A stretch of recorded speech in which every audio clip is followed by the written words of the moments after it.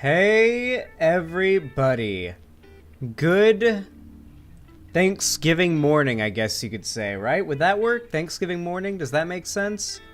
It seems as though I've got my... There we go. Yeah, that looks good. Sheesh! So, I know it was a little cobbled together last minute, but I fucked around with some things. How does the YouTube chat on screen look? It's temporary. It's just for today, hopefully.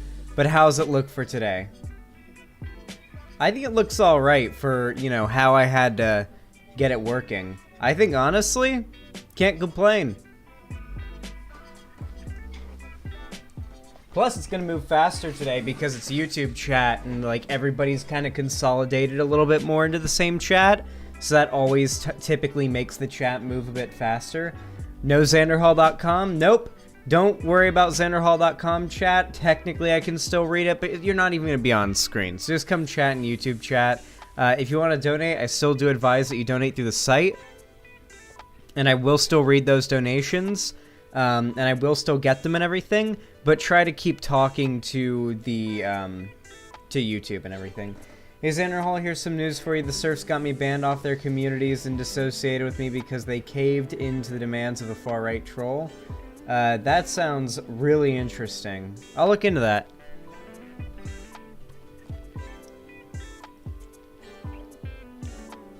Oh! Yikes.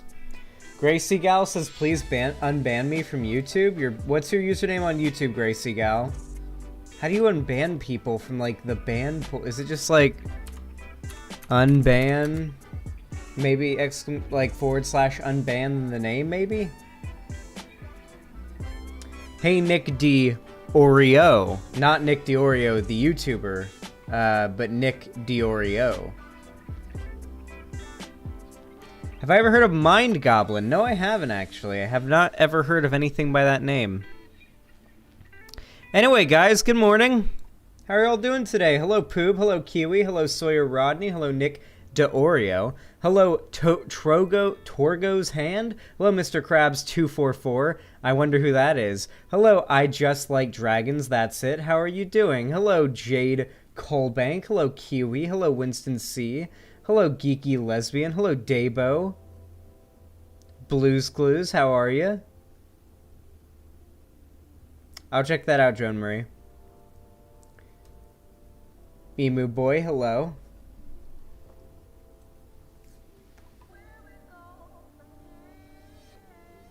Dave Dude is back in the game. They never left. Is that actually your full username, Gracie Gal? Jesus Christ.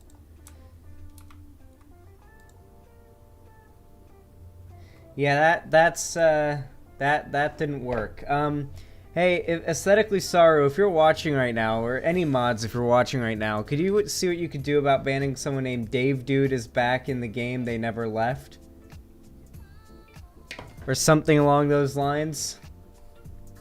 Hello, how are you? Hi there, Bugsy Sock. How are you doing? Oh, guys, you want to hear something about my day today? Something amazing about my day today, actually. Guess what I did today, guys? Guess what I did today, guys? Guess what I did? I'm so proud of myself.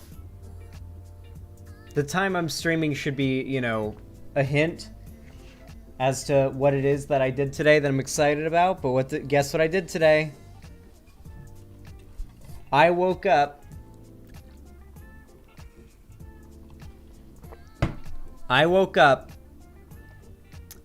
At 6 a.m. actually, around 6:30 a.m. is when I woke up. Even earlier than 8. My ideal time, I managed to wake up at 6:30 a.m. So I just have to get to bed at a reasonable time tonight, and then hopefully that will follow onward into tomorrow, and I will continue to wake up at an early time. And as I get that, hopefully, to be, you know, cemented, that's what I'm going to be trying to do, keeping that sleep schedule kind of cemented in place. Hopefully, as I keep that cemented, I can then, you know, kind of get the discipline to go to the gym every day in the morning, or almost every day in the morning. I think every other day is kind of better, because you have a day off to rest, but we'll see.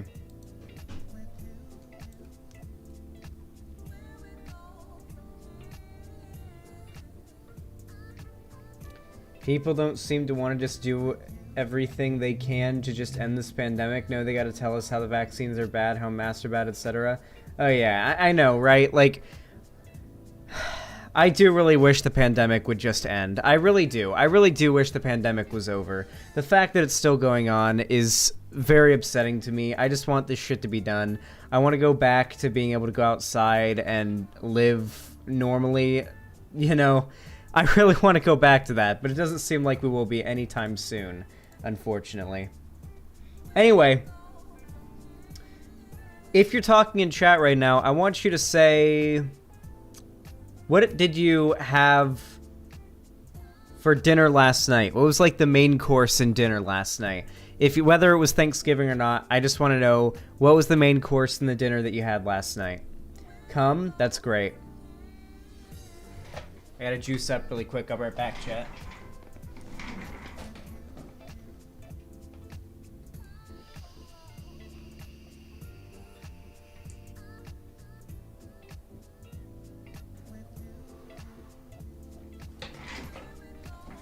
I'm juicing turkey, ham, cum, poop, pussy, ass, pee, pizza. Pizza on Thanksgiving. That's pretty degenerate. It's about as degenerate as it gets. Well, guys, hopefully your Thanksgiving wasn't too expensive, because you guys should consider donating to me. Because as it turns out, YouTube has kind of bugged, and they've decided to make it so that I'm getting paid at the end of the month instead of on the 22nd like I was supposed to. So, yeah, it would be pretty poggers if you guys could donate to help out with all that. Anyway, yeah, by the way, if you're in a website chat right now and you're watching right now, please consider coming over to YouTube chat, because I never thought I'd say that, but yeah, I'm mostly just reading YouTube chat today. Basically, White Nervosa updated the website and accidentally, I guess, removed the ability to embed the stream, so the stream isn't embedded, so we're using YouTube chat today. But I'm sure White Nervosa will have been woken up, and I'll be able to message her and get that all sorted out soon, hopefully. Yeah, Gracie Gal, you'll have to... I mean, you might have to make a new YouTube account.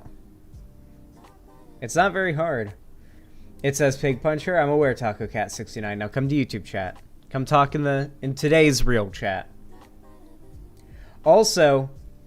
Now, granted, I prefer you don't do this because I don't get this money until the end of the month. However, a thing that you can also do is through YouTube, you can hit the join button and basically become a channel member, which is a lot like subscribing on my site. And you get the little like thing next to your name, and you get a colored name, and you get emotes and stuff like that. You want to see what emotes you can get if you become a channel member? Look at this. Boom. Look at those emotes that you get if you're a channel member. Don't you guys want those emotes? It's almost like you're in website chat. So consider hitting the join button and becoming a channel member. Very beautiful emotes. Those are nice emotes indeed.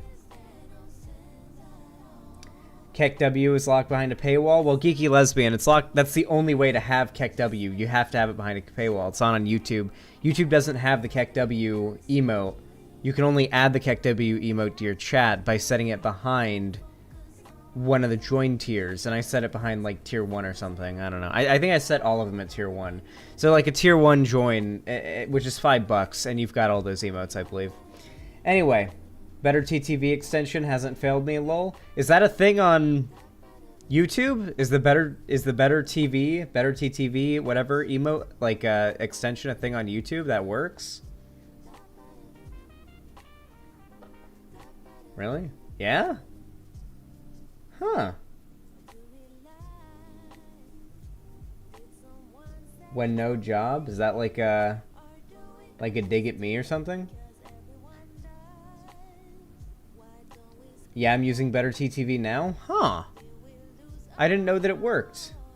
I didn't know that it worked for YouTube. I thought that was just a Twitch-only thing. Hey, see? Look at that. Orange Marmalade just became a tier 1 sub on YouTube. See? Just like on the website. Only I don't get the money until, like, the end of the month. Why does Twitch only a dig at myself? Ah. Why does YouTube only pay once a month instead of, like, twice. Isn't it like tradition in most like jobs to be paid like once every other week? So you get paid twice a month? Why is it once a month on YouTube? It's so weird. I guess it's easier for payouts, but still, it's like, if you're a full-time YouTuber, getting paid once a month can kind of suck, you know?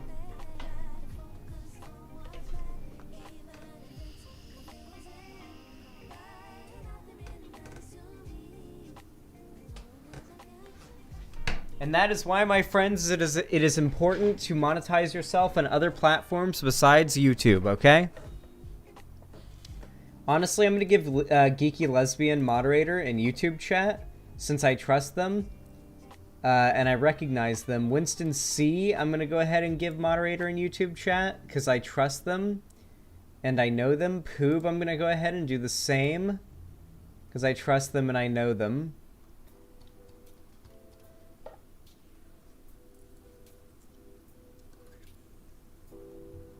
Uh-oh, a pillow is in YouTube chat. Or sorry, in website chat and doesn't know to come to YouTube chat. Oh no. Like, low-key, I kind of like how this chat looks on screen. Like, I don't mind it. I kind of wish the website had, I'm gonna see what White Nervosa can do about that. I'm gonna see what White Nervosa can do about getting usernames on the website so that you have, like, a little circle, like, with your username on screen. That would be really cool if we could get something that looks similar to this with the, like, the little usernames in the little bubbles on the website chat. That would be dope. Hey, a pillow. I'm gonna go ahead and also Tempest. I'm gonna give both of you guys mod. Today we're solely using YouTube chat because White Nervosa updated the website and I can't embed the stream, and she's not awake, so we can't fix that until that's like a thing that we can fix. You guys know what I mean? Anyway, I modded a bunch of people. YouTube chat looks based on screen. It doesn't look bad, does it? Chat, type 1 if you like how YouTube chat looks on screen. Type 1.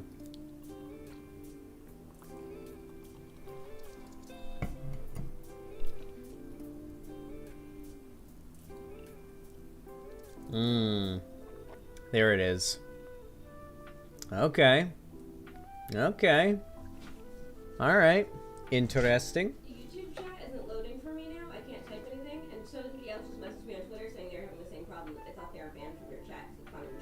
YouTube chat's broken? I mean, for me and for at least That's really bizarre. Hopefully that works itself out, because that can't be my end. That's YouTube. Yeah. Well, welcome to the Wrench Club, Tempest. Hopefully you enjoy it. The drop shadows behind the text make it more readable, especially when you're on a white web page on YouTube. I got vaccinated finally. Nice, A-Pillow. I'm actually supposed to get booster shotted pretty soon for my vaccination. I gotta get my booster shot. One day I'll prove myself to Xan. I'm sure you will, Amazing JD. Just a little while longer, okay? You gotta be there during the gaming streams. You gotta be talking. You gotta be memeing. You gotta be a part of the community. Like, the people who go above and beyond, those are the people who are like, if they ask for mod, I'll probably give it to them, right? Like, the people who make memes for me every day and post it on Twitter, like, those people, if they ask me for mod, are gonna get it, you know?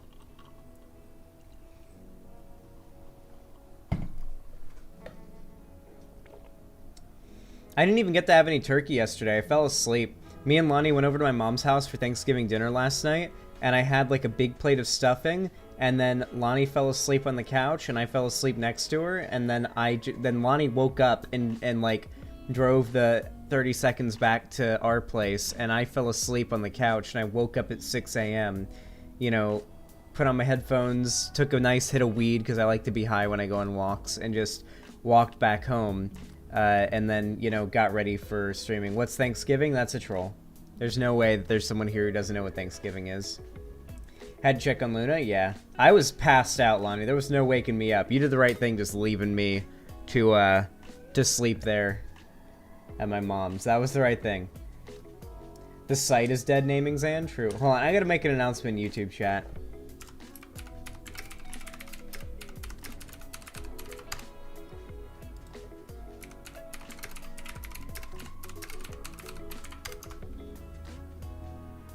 Dope. I tried to wake you up, but you said no. Yeah, no. I was out. Listen, I am a heavy sleeper. It is very, very hard to wake me up, okay?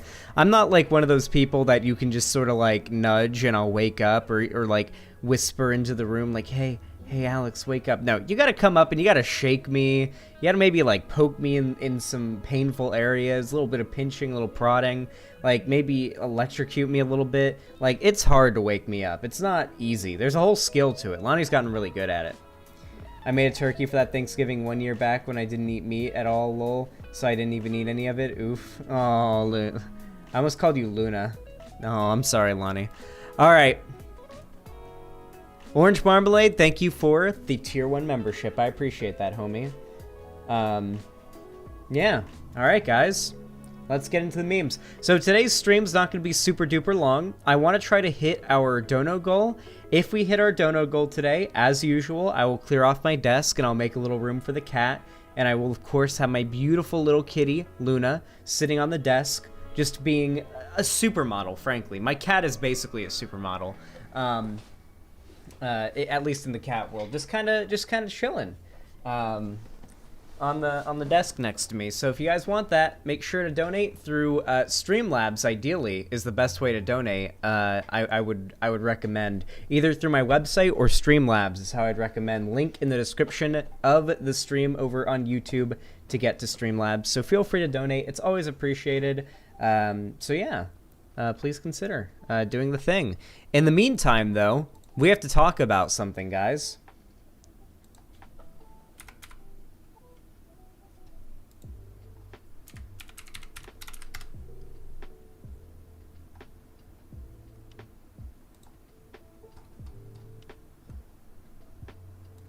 Hold on, guys.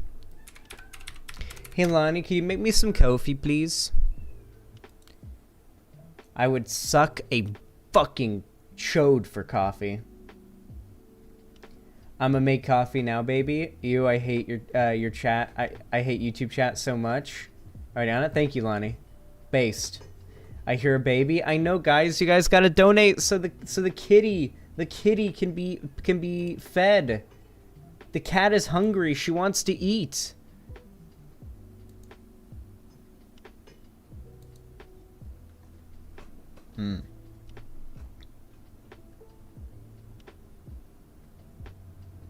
Oh yeah, is Mr. Krabs in chat? Sonic ball torture to wake up Xander? True, that would be nice, Mr. Krabs. That would be nice. Don't give Bad Dragon any ideas, Zan. I give them all of their ideas.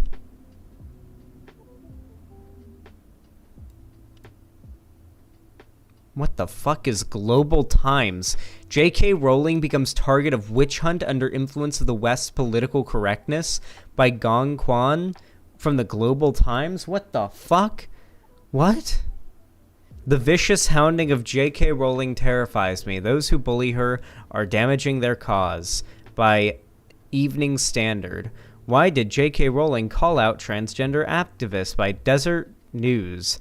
The Advocate. Barnes & Noble's unproblematic wizard books display draws cheers. Unproblematic wizard books display draws cheers. What? Well, I looked up J.K. Rowling and sorted by like news because I wanted to see news about the recent story that we're actually covering, and that's what came up.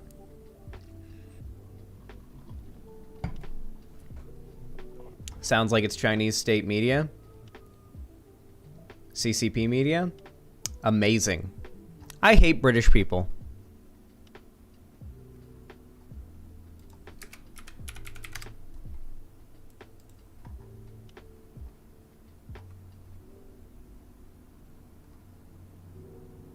Oh boy.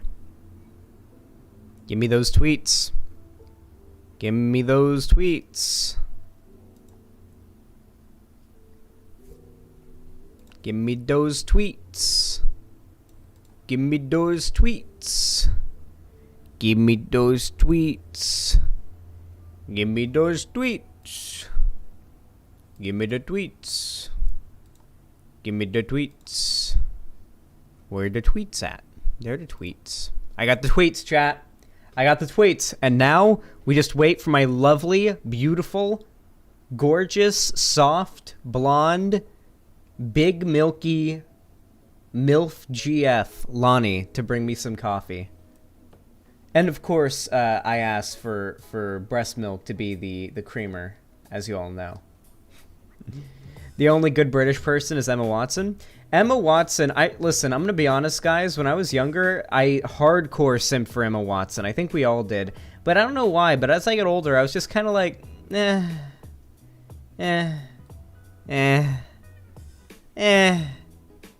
You know what I mean? Just a little bit, Yeah, you know.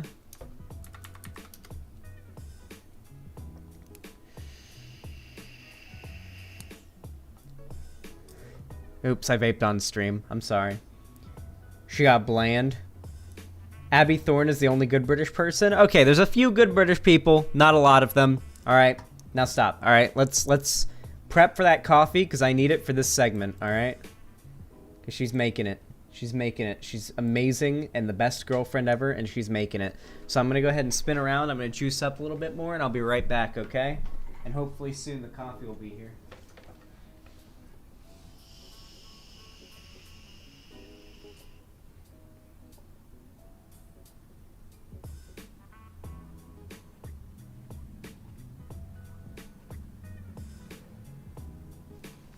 All right, guys.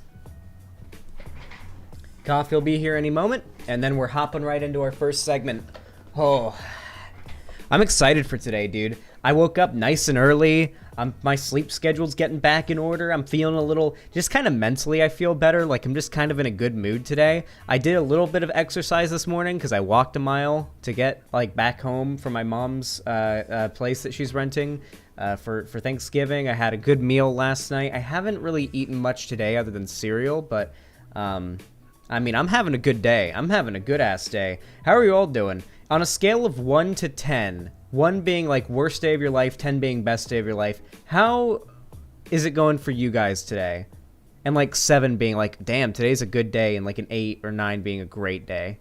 9, 8, oh damn, people are having a good day. Ooh, someone's having a bad day. Sorry about that. 5, 7, 5, 6, 4, 6. Hey, listen, all I'm saying is watching my streams guaranteed to make your day a 10, okay? Every day that you watch my stream is the new best day of your life, okay? So make sure that you are watching every single individual Xanderhal stream. Make sure that you are subscribed over on YouTube with that bell icon rung and all notifications turned on so YouTube actually tells you when I go live or upload a new video. They don't do it otherwise. YouTube is very cringe, and I would argue even not just cringe. I would argue YouTube is not only just cringe, but also pretty gay. Like low-key. True. I'm sorry. We're memeing around here. I'm really thirsty today, though. I don't know why, but I'm like...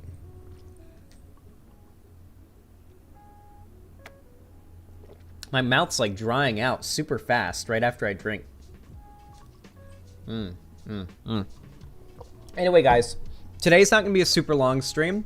We're mostly just going to be covering the topics that I plan to cover today, and then we're probably going to wrap up, so we're probably not doing gaming today.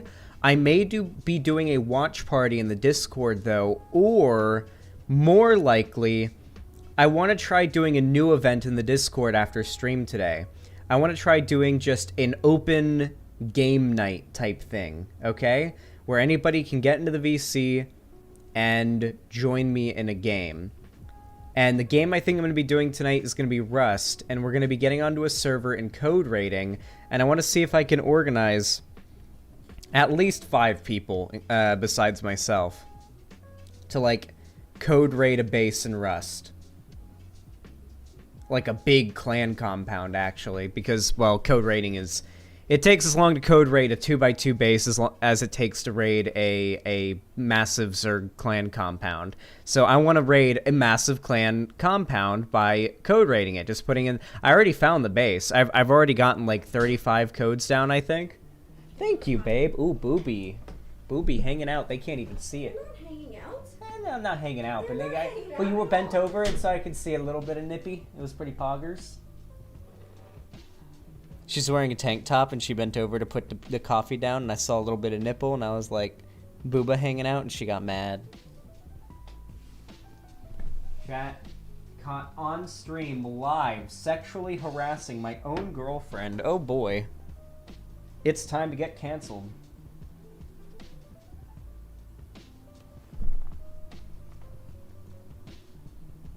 I promise you, chat, it's all meme. She's cool, okay? I've got an awesome girlfriend, okay? Xanderhal should buy one of those boob mugs that are sold in Mexican tourist traps. Boob mugs? What are you talking about? That actually sounds like something Lonnie would actually buy me, rather than me buying it for myself, actually. If I'm being completely honest. That's more of a Lonnie gift for me kind of thing. Boob mugs? Yeah. Boob mugs. Mm-hmm. Yeah. Yeah. Lonnie is an OG. She is, in fact, an OG. All right, now while my coffee cools down, it's time for the segment, so let's hop right into it.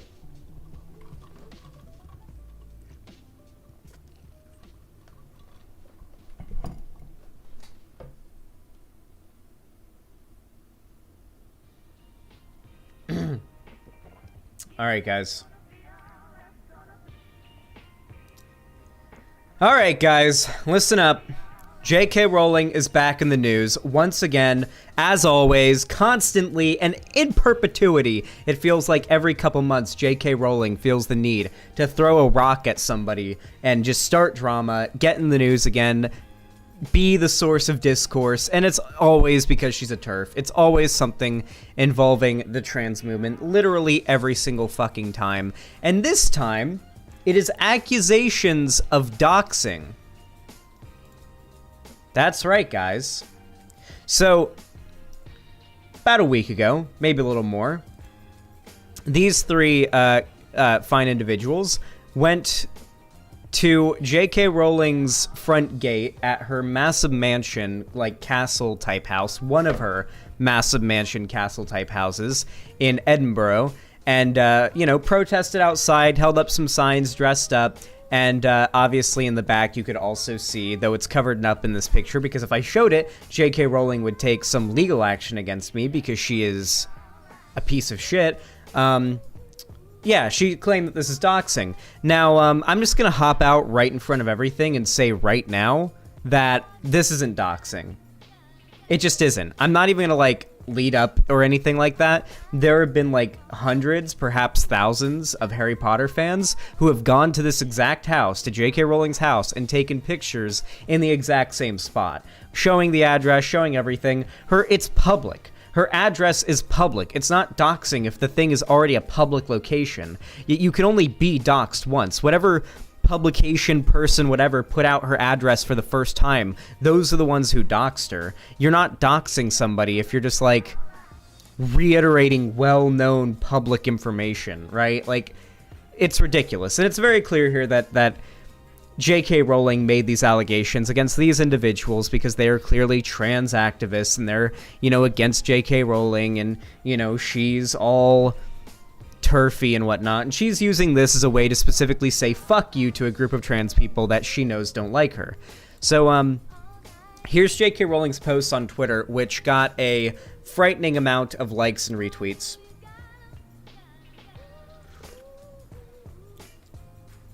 A frightening amount indeed. Last Friday, my family's address was posted on Twitter by three activist actors who took pictures of themselves in front of our house, carefully positioning themselves to ensure our address was visible.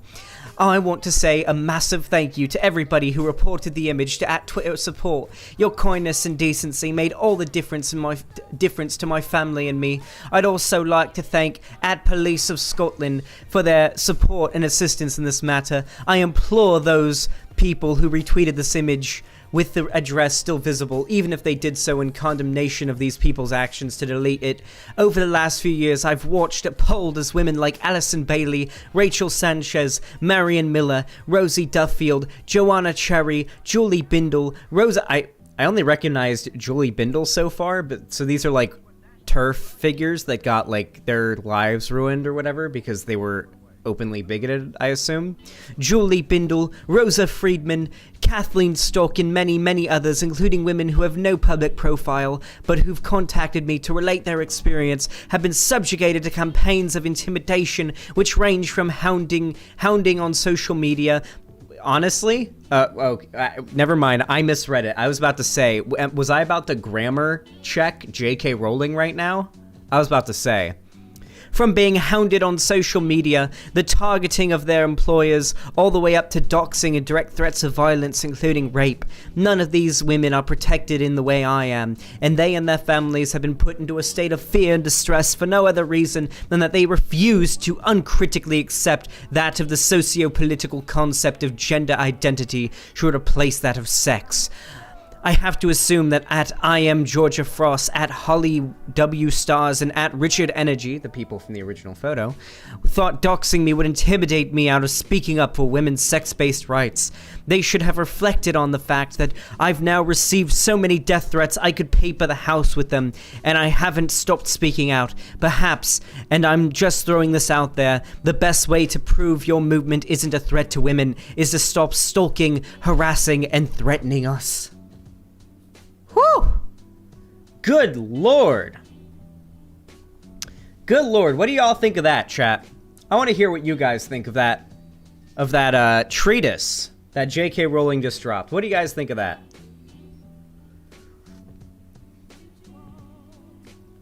What are you feeling?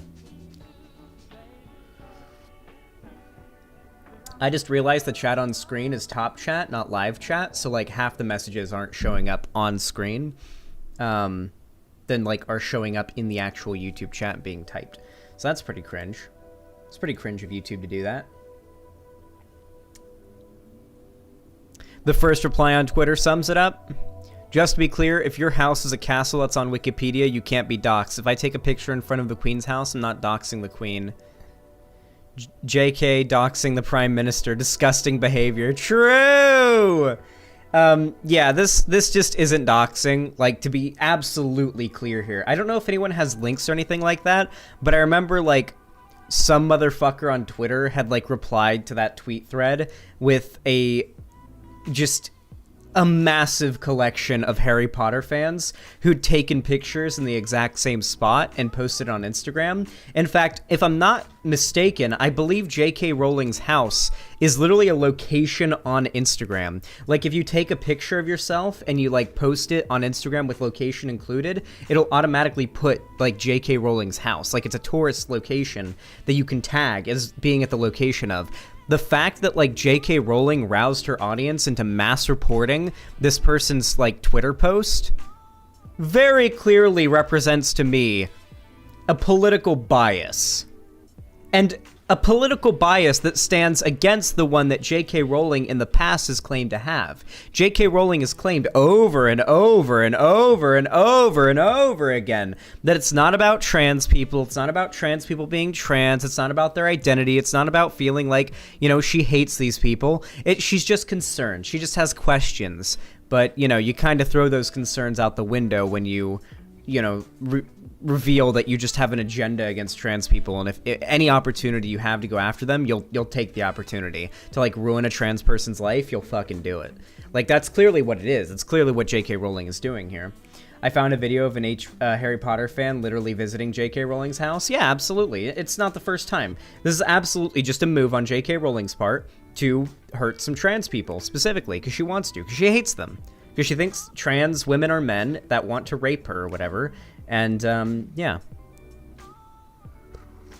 Now, here's what I really want to talk about. There's not really all that much to say in regards to this. This is just J.K. Rowling lying and trying to weaponize her audience into attacking a specific group of trans people because she thinks it's funny, and she thinks she has the moral high ground in doing it.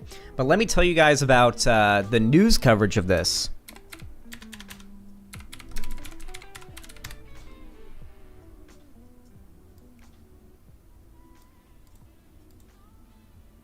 Look at this. News article after news article after news article after news article talking about some things that I don't know why that bottom thing was Star Wars, but whatever, talking about exactly this, the J.K. Rowling doxing thing, which just objectively isn't doxing. Now, thankfully, we don't have, like, CNN here or, like, CBS or anything like that. Like, the top things are Forbes and the Daily Beast. But nonetheless, these outlets are still, you know, running this story and talking about it. And they're talking about it in a very, very favorable way for J.K. Rowling. These particular platforms are overwhelmingly supportive of J.K. Rowling in the way that they word and sort of present the overall article, to a degree that I would argue is full-on misinformation. I think this right here is evident of how kind of fast and loose the mainstream media is with their support of the LGBT community.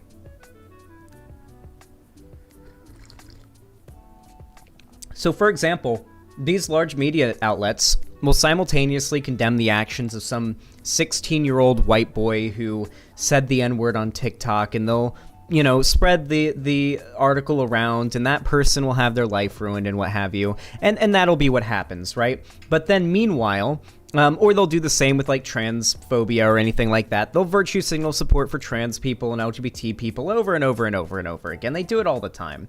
But when it comes to J.K. Rowling, a beloved celebrity who has been caught in the heat of controversy over accusations of transphobia, all of a sudden, all these news outlets are kind of taking the transphobe side, when they wouldn't most other times. Now, I don't know if this is a case of TERF rhetoric working, because TERF specifically appropriate feminist talking points to try to shield themselves from criticism for their bigotry, but I don't know if it's, like, just that working, that shield working, and preventing these outlets from attacking her, or if it's a full-on bias, or if it's literally just shamelessly following the money. Do you guys think it's... What do you guys think? One, if you think it's shamelessly following the money. Two, if you think it's J.K. Rowling's TERF shields are working. I want you guys to tell me. Also, thank you for the $5. I'll read your donation after the segment. But thank you. Keep them coming, guys.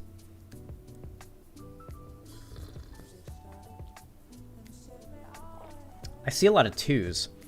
You guys genuinely just think it's like the like optics shield that identifying as like a TERF gives you, or just using TERF rhetoric gives you, that's just kind of shielded her?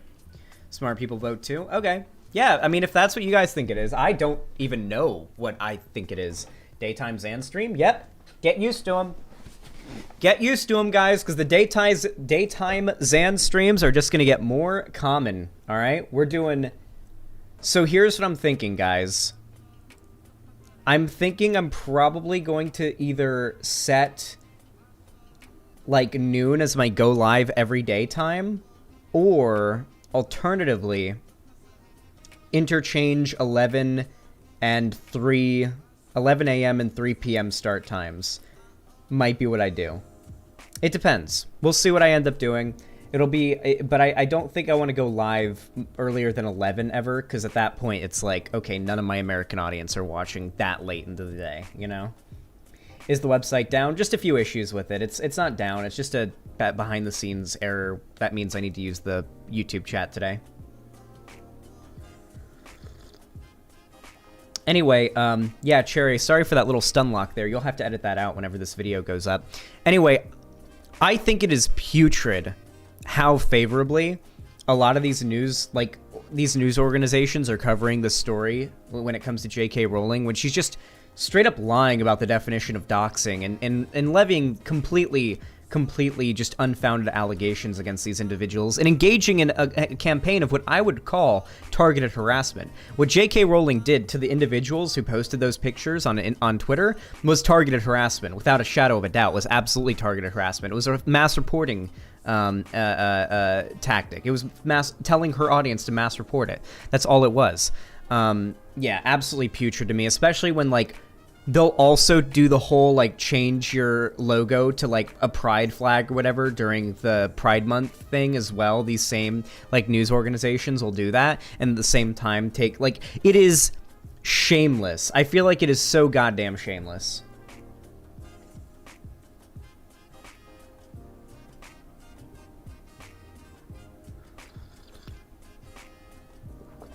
It's so bizarre to me, too, Because J.K. Rowling went beyond mask off in that manifesto she put out. Do you guys remember that manifesto? It came out like last year, maybe early last year, maybe late the year before last year. It might have been like 2019 she put that out. Maybe early, it was either late 2019 or early 2020, like 2020 maybe. No, it might have been 2020. Do you remember like back in 2020, somewhere around there? It was 2019? Okay, do you guys remember back in 2019 when J.K. Rowling put out her fucking TERF manifesto and she talked about how, like, I think she said something along the lines of, like, she'd been sexually assaulted by a man before, so now she'll never feel safe around men.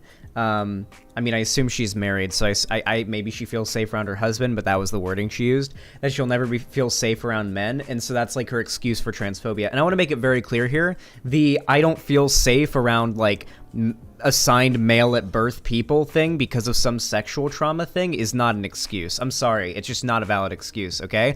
I don't care if you're like a well-off like white lady and like let's change a few of the criteria here, right? Like, would you let a well-off white, like rich white lady get away with being racist against black people because she was like raped by a black man once, so now she gets to be like extraordinarily racist towards black people now? Like, she gets the pass on that because of her trauma? Like, is that a thing? Like, is that a precedent we want to set, that like you can be bigoted if you've got trauma around that bigotry?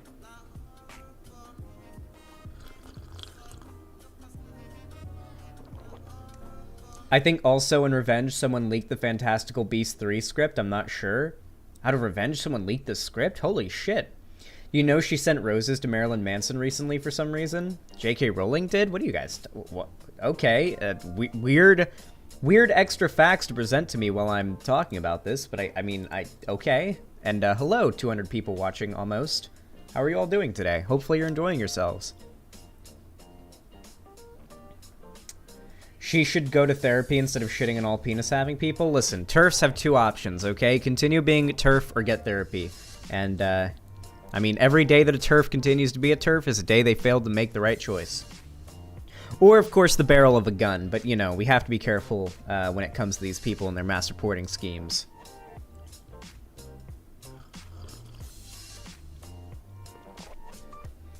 Oh, yeah, did you guys see that I'm having Kyle Rittenhouse on stream tomorrow?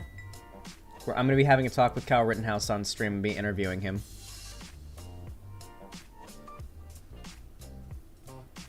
I think it's supposed to be around 11 or noon tomorrow. Yeah.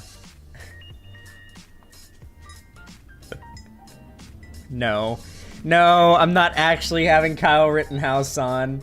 I just wanted to see how fast I can make the chat move. I wanted to see how many people were lurking. I wanted to see how many motherfuckers were lurking in chat, not talking, like a bunch of little bitches. I wanted to see if I could wake the chat up a little bit. Wake you little fuckers up a little, huh? However, guys, on the bright side, I will be going in person on JLP pretty soon. The date's not set yet, but that is, like, a thing that's confirmed I will be doing in person going on JLP. And I've got, like, I'm so excited. It's gonna be so fun. I can't wait. It's gonna be so fun. I hope I get to meet up with somebody in LA. Because, like, right now, the only friend I have in LA is Denims, but I know there's other streamers, and I know they're in LA, and I'd like to, like, meet up with them while I'm in LA doing the JLP thing. Yeah, Jesse Lee Peterson. The amazing guy! Xanderhal and Cavernacle, the only truly based leftist because you stream on YouTube and not Twitch or your own website. Well, I hate to tell you, Dread, but I do stream on my own website, and I do have my own website chat, but today I'm streaming on YouTube because my website is kind of broken today. You're too cool for Denims, huh? I see, Zan. Well, I'm not too cool for Denims or anything like that. It's just that I want to have other friends, too. I don't want to just be friends with Denims and that's it. I want to be friends with other streamers in LA. Maybe I can hang out with Hassan. Maybe me and Hassan could be friends.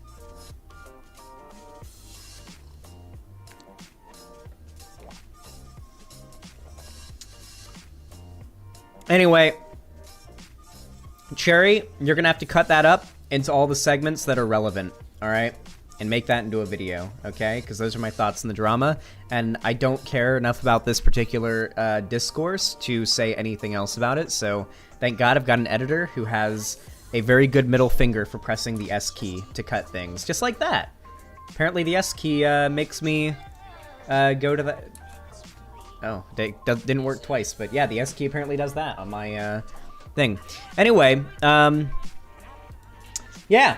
With all that said, if you enjoyed that video, please consider leaving a like, subscribe to my YouTube channel, because we're trying to hit 75,000 subs by the end of the year. When I do hit 75,000 subs, I will be doing a charity stream. We'll be playing Sonic games for the first time in my entire life for 24 hours straight, while raising money for a good cause. And of course, don't forget that I'll also be doing all sorts of other content in my Discord server, which you can of course join through the link in the description. I do like gaming, like watch parties together. Like I'll bring people into watch parties of movies. We'll play games together. I talk to people in the Discord. It's free to join. The invite link's in the description, so please consider hitting that and you know, getting in there. You know, it's a good community. And of course, all my other social media is also linked down below, including my Instagram, my Twitter, and of course my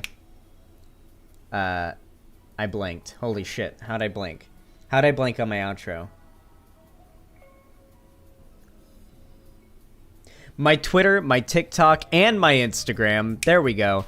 And finally, of course, if you want to support me financially to help me buy groceries and pay my bills and the things that I have to do in order to not be streaming to you all from the inside of a cardboard box on the street through my phone, then you guys can donate that either through my website, xanderhal.com/live, in the form of a gifted sub, a subscription for yourself, or a donation, or you can donate through Streamlabs, I mean, you can media share, you can just donate a lot of money, any way like that, or you can support me through YouTube or Twitch. But no matter how you support me, you know, no matter how you support me, whether it be financially, or through a like, or a comment, or even just a view, I really do appreciate it. Thank you so much for watching, and have a good one.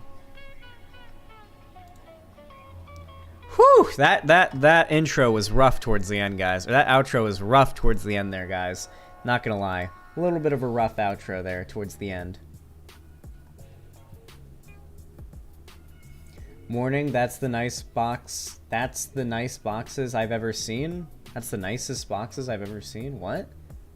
The nicest boxes you've ever seen? What do you mean, down in a Murph barrel? Down in a Murph barrel. What do you mean by that? Hello, X Testicle Johnson X. You should come to the YouTube chat. I've always wondered what keyboard you use. It makes a weird noise. Let me check. Is it labeled anywhere?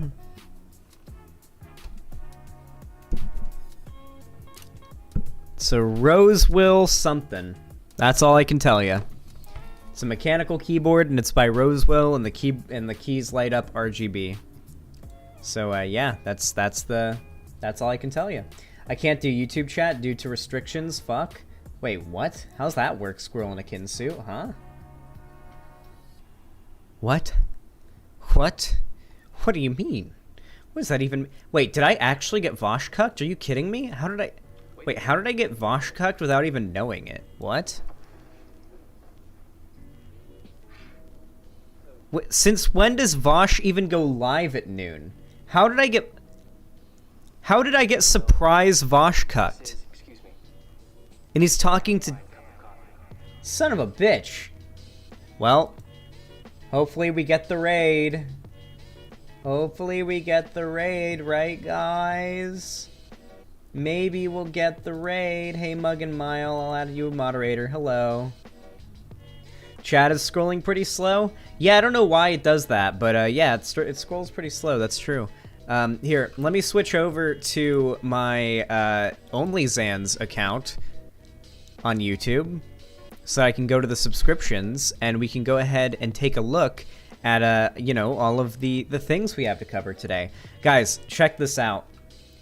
I have basically done nothing on this OnlyZans alt YouTube account, which you guys should all subscribe to, by the way, other than subscribe to right-wing content creators, so I just have the most cursed sub feed you could possibly imagine. Send more, by the way. Send more right-wing YouTube channels for me to, like, to like respond to or whatever, right? But this is my like endless pool of content that I'm going to be pulling from. Look at it. Look at all that drivel in just the past 2 hours.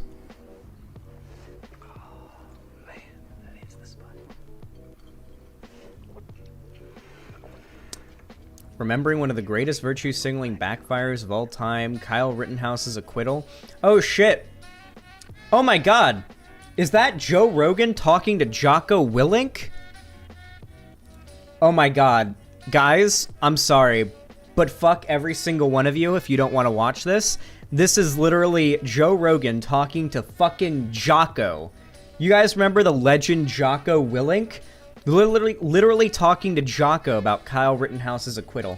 By the way, I'm just going to throw this out there right now. I want to make this very clear, okay? I'm in favor of Kyle Rittenhouse getting off, all right? I'm going to be honest. I've seen all the evidence. I've looked over, like, everything having to do with that entire situation, the shooting and everything. It seems like Kyle Rittenhouse, you could absolutely argue very easily that he was within, he reasonably believed his life was in danger and he was acting in self-defense, right? And then I believe there was some other pretty crucial bits of evidence that had to do with like other charges that were levied against him unrelated to the shooting themselves that he also got off on, such as like apparently he didn't just like take the gun across state lines. That isn't what happened. So he didn't really break a law there or something. Or I know that like the charge for being underage and having a gun without supervision, I know the judge just immediately like I think threw that out. So that was the thing that he was most likely to get got on, even if he walked on everything else, and that was one of the first things the judge threw out. So that was like a pretty... I thought that was a good sign that Kyle Rittenhouse was going to get off scot-free. If like the best charge against him, like the strongest charge against him got threw out by the judge like early on, I was like, oh, okay. Well, but yeah, I think Kyle, innocent, probably should have gotten off. I want to see what Jocko and Joe Rogan have to say because... the amount of like, I want to make it very clear here. I think that the collective IQ of the individuals that we're about to see talking in this room might not surpass that of the average squirrel. Okay. So I want to see how this conversation goes just out of morbid curiosity. Last time I watched a Joe Rogan podcast clip, I got like temporarily copyright shutdown or whatever. So if that happens, I'm just going to keep on doing the segment and watching. But, I mean, if the stream goes anywhere, you guys know what happened. It just takes a minute. Wait for it. It's just a temporary sort of like wait it out type thing. The stream will come back. So yeah, the recording on the end for people watching on YouTube should be left unchanged, even if YouTube gets the stream for copyright for some reason. Rogan experience. This is coming out next week. For people listening, today's November 19th. The Rittenhouse verdict was read today. And surprisingly, no riots, right? No riots yet? Well, it's early. A, it's early.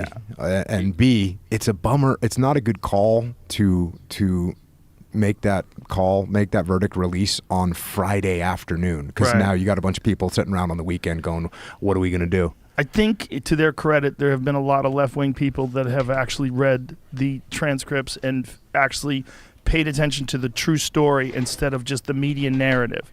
And there's a lot of people like Anna. Guys, I hate to admit it, but like the conservatives aren't wrong when it comes to the media narrative around Rittenhouse, okay? Like it's almost despicable how ridiculous the mainstream media has behaved with the Kyle Rittenhouse case. Like how anti-Rittenhouse the mainstream media has been. Like generally I find the mainstream media to be fairly trustworthy, like in regards to like when it comes to most situations. Obviously there's certain stories where I may be inclined less to agree with the bias of a certain news outlet, but for the most part I think that there's some motivation to just tell the truth when it comes to these stories. I don't see that much gain for some secret cabal of whatever secret Illuminati demons that are controlling the media. I don't see much gain for whatever hypothetical conspiracy could be going on to just be lying about every story in the media. It just doesn't make sense to be lying about every story if there's some evil secret like news Illuminati, right? It just makes no sense to me. Kasparian and Glenn Greenwald's been on top of it from the beginning, but a lot of people have gotten the word out that the version of the story that most people are just spouting out, the headline version without reading the actual meat of the story itself, is not accurate at all. His kid's not a white supremacist by any stretch of the imagination. He was kind of playing cop, kind of playing EMT, and he was fucking 17. Going there, and he did apparently provide aid and help a bunch of people, and at multiple occasions was chased and pulled the rifle out, and when they retreated, he didn't shoot. It was only when he was attacked, he was hit with a skateboard, someone pulled a gun on him, that's when he shot people. I mean, it was all very reasonable.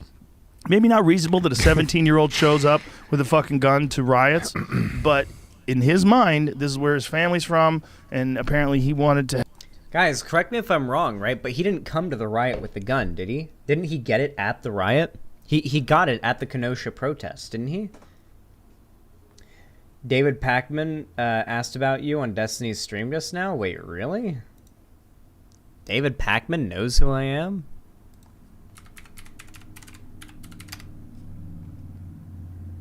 No shot, bucko. You mean on Vosh's stream? Because Vosh is the one that's about to talk to Deepak. To a cloud.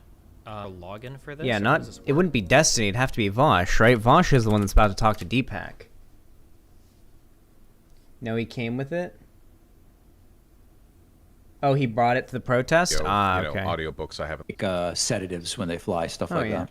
Or they just drink. If in first class, right? They usually just give you wine. You can get enough of that. I mean, that might help. Sure. Oh, are you flying in first class? Only flown in first class once. It was somebody else was paying for it, and I didn't like them, so I just went with first class and booked it to them. That was a lot of fun. Oh, that's a good move. That's a beautiful move. Yeah, it's the only time I would afford myself that indulgence. If economy is good enough for Bernie, it's good enough for me. Right. Well, I'm seeing pictures of him up front too, but I guess that's a story for a different day. Oh, he varies a little bit, getting complacent in his old age. Are you so now on Thanksgiving? Are you? All right, Ben Kylo. It's been a fun time having you here. You've been in chat for a long time, but that was whew. That was okay, are you sure? He was on his stream about 15 to 20 minutes ago on Destiny's stream. Destiny said you were okay-ish. Well, Destiny can witness my cum when it's December 1st and I've been on lock and load for almost a month. And I've got my big, frothy, juicy, thick, heavy cum loads.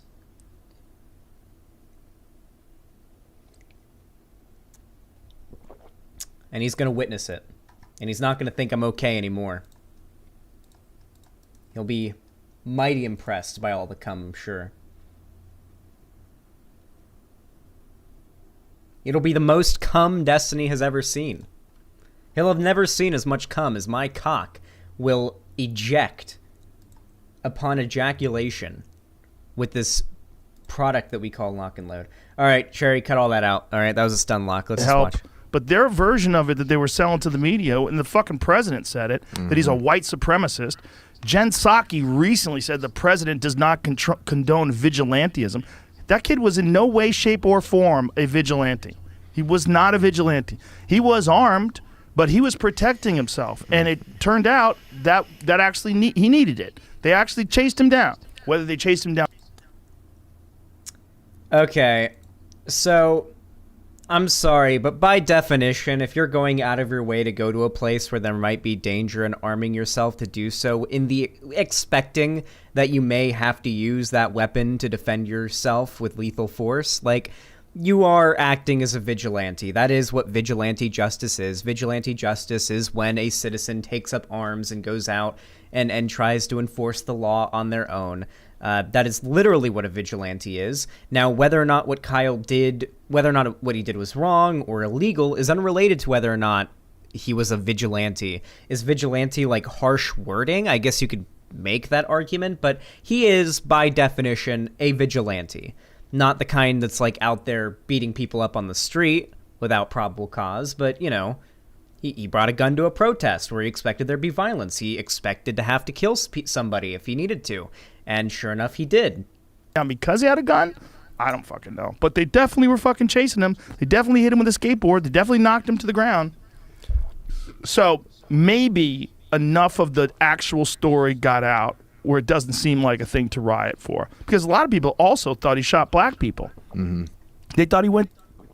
Also, this is pretty funny that, like, the left really doesn't get that crazy when it comes to, like, political violence and riots, okay? Like, I know that it really feels like the left are the ones that tend to escalate a lot of these big protests and whatnot to violence and looting and whatnot, but that's actually pretty rare. Like, it actually doesn't usually get started by the left. The most, I think statistically speaking, the most violent and most destructive protests are always those held by, like, more conservative or right-wing political movements or whatever, or organizations. Those usually tend to be the most violent. Things like the Proud Boys. Like the whole point of the Proud Boys, one of the most notable, like, basically the right-wing's Antifa is the Proud Boys, right? Like, their militant group of people that, like, go to protest to, like, intimidate, like, that's them.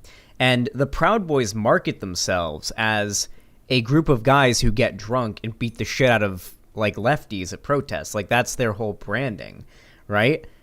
The left, even Antifa, doesn't really brand itself that way. It's more so like when you hear, like, radical or pro-violence protesters on the left, usually when you hear them talk, they're like, the ends justify the means. I mean, if some Nazi has to get hit in the head with a bike lock, then to prevent, like, fascism from taking over the country, then I mean, so be it. It sucks, but yeah, it's what we got to do. But if you talk to, like, one of these conservative Proud Boy types, they're like, hell yeah, brother, I hope one of them does. I hope one of them gives me an excuse to fucking pop him in the head. Hell yeah, brother. I want to kill as many of these minorities as I possibly can at this protest. I'm gonna brag about it online on 4chan when I get home. Like, that's how these people are, you know? Like, there's a pretty distinct difference between those on the right that are willing to commit political violence at protests and those on the left who are willing to commit political violence at protest and those who are willing to escalate it to that point. Like, there's a very distinct difference. I don't agree with the left-wing political violence, but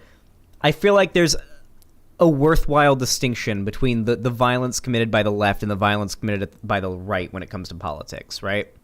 Down there, when people found out it was white people, and then when they found out it was fucking pedophiles, that this guy was a straight up, one of the guys he shot, straight up fucking pedophile, child rapist, just terrible person. The other guy, So, here's the thing.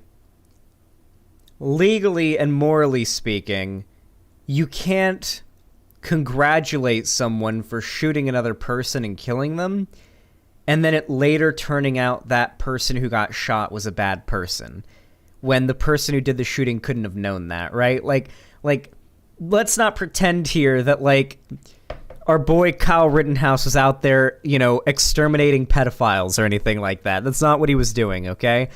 In the consideration of the case and whether or not Kyle Rittenhouse is guilty or not, the fact that the Rosenbaum guy, who was the pedophile they're referring to, there was evidence of burns in his hand, which suggests that he might have grabbed the barrel of Kyle Rittenhouse's gun while it was firing or after it had fired, which is highly suggestive that he was attacking Kyle and Kyle was protecting himself. Like, if your hand is on the barrel of the gun and your hands get burnt by the barrel of the gun, that means the gun is shooting, which means you are literally within hand's reach of the barrel to touch it while it's shooting, which means, fuck, you. I mean, if you're that close with someone with a gun who's, like, pointing it at you and warning you to back off, like, I mean, you've gotten yourself in that situation, right? Like, that's the argument to be using in favor of, like, Kyle Rittenhouse shooting Rosenbaum, not like, oh, Rosenbaum was a pedophile. Like, come on, Kyle didn't know that, you know? Rap sheet. Big old rap sheet. One guy, a bunch of his fucking shit was exonerated 6 days before the trial. Like, what are you doing? So maybe all that information got out to the point where people are like, hey, guys, this is not the hill to die on.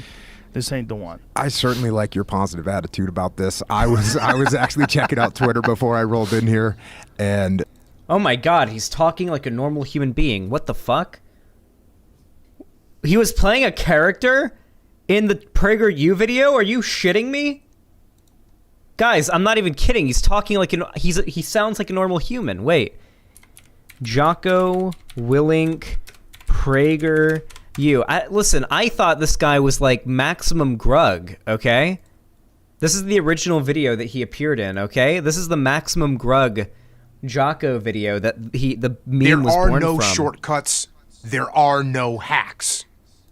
Jesus Christ, his lips are like concave, like a crater from a meteor strike impact. Like there's so much texture to the edges of his lips. If you want to take the easy road, I promise you, it's longer and more painful than the hard road. So, yeah. It's kind of weird hearing him talk like a normal human being here. There are people that are going completely insane right now, and... By the way, like, have there been any riots over the Kyle Rittenhouse, like, getting off thing? Like, from what I've seen, there hasn't really been, like, I haven't heard about any riots going on. Nothing, like, on Twitter, nothing on the news, nothing in my feed. Like, nothing's really, like, came to my attention. No, I haven't seen any right-wing figures covering any potential riots over the Kyle Rittenhouse thing, which you feel like they would be. Like, it kind of just feels like it fizzled out pretty quick, which I'm so glad, because the left does not need to die on the Kyle Rittenhouse hill, okay? Like, to be very clear here, the evidence is out there. Evidence-wise, Kyle Rittenhouse is in the right, okay? If you're left-wing and you're still on the, like, super anti-Rittenhouse train, you're making yourself look bad if you're still out there saying, fuck Kyle Rittenhouse, ooh, Kyle Shittenhouse, yada, yada, yada. You're making yourself look bad. The evidence is out there. Most people who've seen the evidence tend to lean on the side of, yeah, Kyle was probably in the right, even if you have to reluctantly admit it because you're left-leaning. It is true. Kyle was defending himself.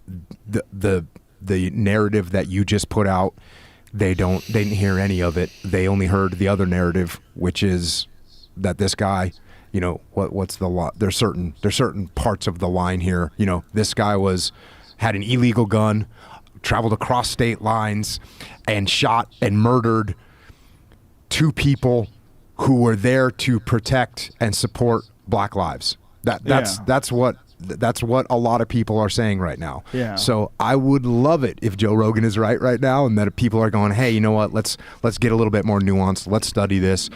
Here's the thing, though. Those people on Twitter, how many of those people are real people? How many of those fucking people aren't trolls? Look, a lot of them might be trolls. A lot of them are trolls. I was really worried that Joe Rogan was about to bust out some weird conspiracy shit and try to claim that, like, some weird Illuminati conspiracy is behind these Twitter accounts condemning Kyle Rittenhouse, and that actually it's some cabal that's paid. Some rich millionaires have paid a bunch of bots to run on Twitter to fake condemn Rittenhouse. Okay. I mean, I don't think it's people trolling either. I genuinely do think the left is a problem when it comes to the Kyle Rittenhouse thing. I think the left sincerely does stand on, like, the wrong side of that issue overwhelmingly. Okay, a lot of them are trolls, but there's also real people in there, and there's people that get swayed by this stuff. And when you know, look, don't you talk to some people sometimes that you realize they are watching a different movie than you? 100%. and it's almost like you're the crazy one. You're sitting there going, like, everything you just rattled. So Jocko Willink is obviously a conservative, and he's describing right now the thing that, like, lefties have been calling out forever now. The fact that conservatives literally live in a different reality than the one that we actually live in. Like, sure, if you're conservative, you can hear what he's saying right now and be like, haha, yeah, lefties are so delusional. Am I right, guys? Yeah, lefties are fucking delusional. They don't even live in the same reality as us based fucking red-pilled rightoids, right? Yeah, we're fucking based. We're in the know, man. We're red-pilled, bro. Like, they'll simultaneously, like, talk like that while also denying very basic, well-established scientific principles like the existence of climate change. Like, the fact that we've observed that carbon in the atmosphere can result in the warming up of the planet, and that warming up can have this measurable and demonstrable result, and this demonstrable result will be demonstrably bad for humanity, And yet these conservatives still endlessly shill that climate change isn't real. Like, these people are the ones that have to endlessly try to come up with reasons why the science isn't on their side on any given issue, from like the validity of trans people. I mean, if you guys watched the debate I had with the transphobe Sean Last recently, most of that debate was him trying to sort of worm and slide around the fact that the studies just don't agree with him on trans people being valid. They just don't agree with him on that. And he got really, really fucking pissed about it, or he didn't get pissed, to be fair. He seemed pretty calm, but he got, seemingly pretty frustrated about it, and we had to move on to like something else because he just could not agree with. He couldn't agree with the idea that the field of sociology had anybody in it that understood stats. That was his explanation for why he didn't agree with the studies that were presented to him.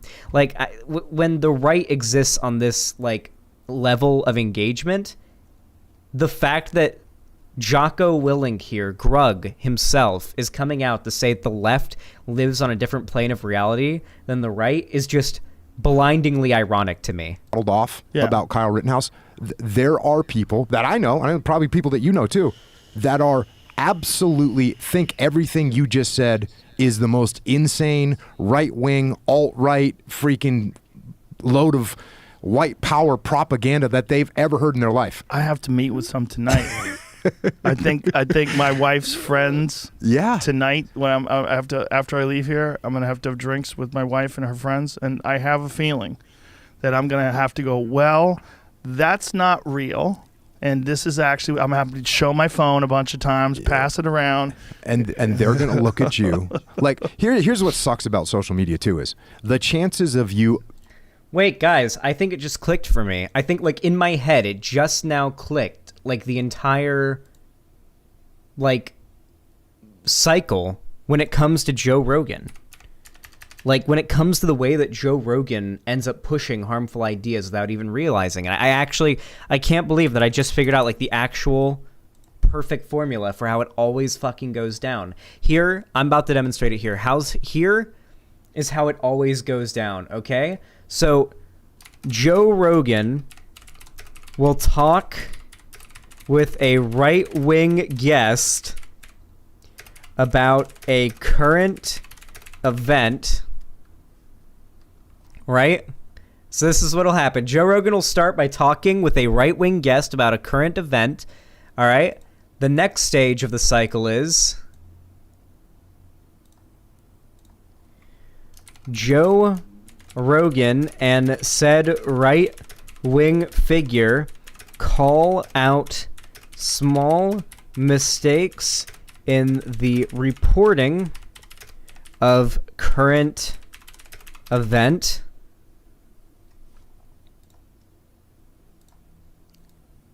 I think you guys are starting to figure out what the deal is here.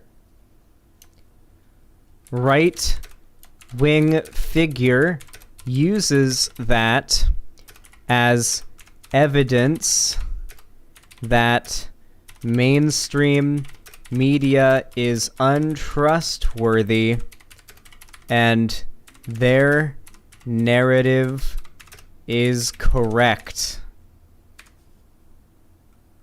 And then, the final stage of the cycle, as always, as you all know, Joe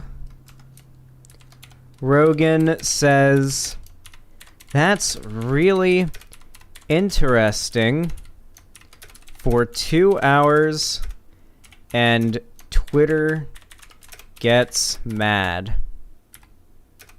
I misspelled Twitter because I added an extra E. Then Twitter gets mad and he doubles down next show. There it is. There it is, guys. That's the cycle of how Joe Rogan continuously ends up, whether he realizes it or not, shilling for extremely shitty political ideologies, okay? It all starts with Joe Rogan talking to a right-wing guest about a current event. Joe Rogan and said right-wing figure calling out a small mistake in the reporting of a current event, the right-wing figure using that as evidence that mainstream media is untrustworthy and that their narrative is correct, Joe Rogan then saying that's really interesting for the next 2 hours, and Twitter getting mad, and then him doubling down next, I said aho somehow, that's meant to say show. But yeah, that's the unironic, never-ending, constant cycle of Joe Rogan exposing his audience to shitty political ideas, not pushing back against them responsibly, and generally just being unequipped to like actually engage with these like concepts, right? Because here's the issue, right? So I'm capable of calling out the mainstream media's inability to engage in nuance when it comes to the Kyle Rittenhouse case, or more so what I would say, the mainstream media's inability to step out of the general popular opinion when it comes to like the bias in a certain like news story and you know, push it as it is, right? The fact that that kind of general bias that is the popular one is kind of always hanging over it. That is something that's bothered me in this case when it comes to the reporting, and I've called out issues in the reporting. You guys have seen that, especially if you see me go on any of these panel shows where you've debated the concept of Kyle Rittenhouse. I think I've done that in like maybe 2 different panel shows so far, and I've done a couple of videos in this whole situation. But like people like Joe Rogan, or people I should say more like those that Joe Rogan will have on, will still repetitively, over and over and over again, platform these right-wing figures and allow these right-wing figures to take one tiny crack in the integrity of a certain like media outlet and just bring the whole thing down from there and use it as a basis to spread a conspiracy theory with absolutely no basis in reality. It's so bizarre to me. The chance of you convincing maybe some of your wife's friends tonight, maybe you have an okay chance of maybe a little bit, depending on how dug in they are. The chances of someone on social media convincing someone else that oh, you know what? The fact that the only time that Joe Rogan can like get his nuts up enough to push back against a right-wing guest is when one of them challenges the legalization of weed. When fucking Steven Crowder came out as like anti-weed in his show and Joe Rogan got triggered about it, that's like the only time that Joe Rogan has the balls to challenge a guest on anything, is so fucking pathetic. That shows me like when I see somebody who's I see your point. Like, when I see someone whose limit of engagement is something like that, it tells me that they like have no ability to like actually analyze the current political state of the world. All they care about is the things that serve them specifically, which, I mean, I suppose could mean they still understand politics and they're just selfish pieces of shit. But generally, we try to, like, direct our politics on more than just, oh, does this person agree with me that, like, weed should be legal or not? Oh, they think weed's okay, but they want to, like, force trans people to be put through conversion therapy. Oh, that's fine. I'll have them on this. I'll have them on the show to talk about it. Like, no, of course they should still be platformed. Of course. Thanks for pointing that out to Almost me. zero. It's almost zero. It's almost zero. Does anybody ever fucking say, "Oh, you're right"? Yeah. No, on social media? It never happens. Yeah, Point no one taken. even says that. No one ever says, "You know what? Good call." Yeah. I see where you're coming from. Yeah. No one says that at all. Also, I love how conservatives will simultaneously bitch and whine and complain incessantly about how the internet has gotten more sterile and how you can't be as edgy on the internet as you used to be able to, and yet simultaneously will endlessly fucking bitch about cancel culture and people online like dogpiling people. Like back in the day, it was always, oh, you're getting bullied online? Just log out, dude. Just log out. Just turn off the fucking computer. Oh, you're bitching about harassment online? Bro, that was the whole talking point from the right back in the Gamergate days. And now the whole talking point from the right nowadays is literally the reverse. It's literally the left is harassing us and we're victims. That's literally the whole narrative by the right now. It's literally been a complete inversion into victim culture, like just a victim narrative, victim Olympics, whatever you want to call it, oppression Olympics on the side of the right. That's all it is now. But yeah, yes, and still has a $10 million plus deal with Spotify, but is really a victim who has been canceled and their life is ruined, and cancel culture has gone too far, canceling these multimillionaires. It's just too much. It's just too much. You couldn't survive a modern warfare 2 lobby. Person uses its pronouns. No, you can't use those pronouns. True. Absolutely true, geeky lesbian. Fucking spot on right there. Anyway, If you enjoyed this video, please consider leaving a like and commenting. It helps the video out a lot. And if you want to help out the channel and you want to see more from me, please consider subscribing to the channel and ringing the bell icon and turning on all notifications so YouTube actually tells you when I go live or upload a new video. We're actually trying to hit 75,000 subs by the end of the year so I can do a charity stream where I will be playing Sonic games for the first time in my entire life for 24 hours straight. And if we hit a certain goal on the charity stream, I will dye my hair blue like Sonic. So consider subscribing so we can get that goal even sooner. Ideally, maybe, possibly within a month by the end of the year. Don't think it's possible, but who knows what could happen. Who knows? And of course, if you want to follow my social media and see more of my online presence, it's all linked down below in the video description, including a link to my Instagram, my Twitter, where all the spicy memes happen, my TikTok, where I'll be posting a little bit of extra content, usually in the form of shorts, as well as my fan Discord, which is a completely free to join community with an invite link in the description where you can play games with me, you can watch videos with me. I talk to people in there. It's completely free to join. It's a great community. Please consider joining. And finally, of course, if you want to help support me financially so I can do things like pay my bills and buy groceries and whatnot, please consider donating to me on my website, xanderhal.com/live, through, gifting a sub, donating or subbing yourself, or through Streamlabs, through like a donation or media share, or just donating through YouTube or Twitch. But no matter how you support me, whether it be through a view, a comment, a like, or a financial donation, thank you so much for watching, and I hope to see you again very, very soon. Sheesh. Come on, guys. You guys got to donate today. We only raised $5. You kidding me? I got over 100 viewers right now. Over 118 viewers right now. Welcome to capitalism. And you guys ain't even donating. Good Lord.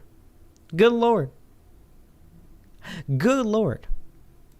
Christ Pratt, thank you for the $5 donation. Said, here's a $5. Thank you. And that puts us at a mighty, lovely, delicious $10 if we include the 5 from earlier from Really Unfortunate. Thank you. Thank you very much. Though I will remind you guys, I don't receive the money from YouTube or Twitch donations until a month from now, so just keep that in mind. As pretty as the donations on YouTube look on the screen, admittedly. Ben Kylo, thanks for the $5 super chat, says, apologies for derailing the segment. That wasn't my intention. No problem, Ben Kylo. Welcome to I just got to get better at not getting, sidetracked and derailed. Hey, Apillo, do you think you're down to watch the final Hobbit movie tonight? The Battle of the Five Armies? That's the name of the third movie. The Hobbit, The Battle of the Five Armies. I'm going to make myself disappear for a second while I juice up. Welcome to capitalism, my dude. Hey, Muriel, thanks for the 2 tier 1 gifted subs. It's an extra $20 right there, or an extra $10 right there. That puts us at 20. Thank you. Thank you, Muriel. I know we aren't currently using the website chat, but nonetheless, the money still, arrives, and I appreciate it. Thank you. Thank you very much, Muriel. And it says oiling. True.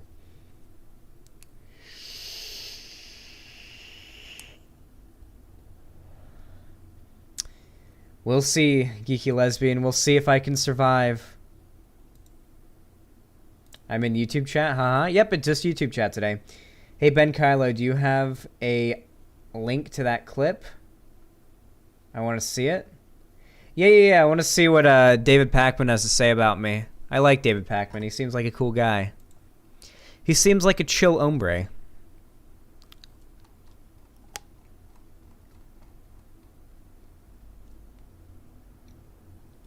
Let's see. What other content do we have to cover today? I think we had a Michael Knowles segment we were going to cover.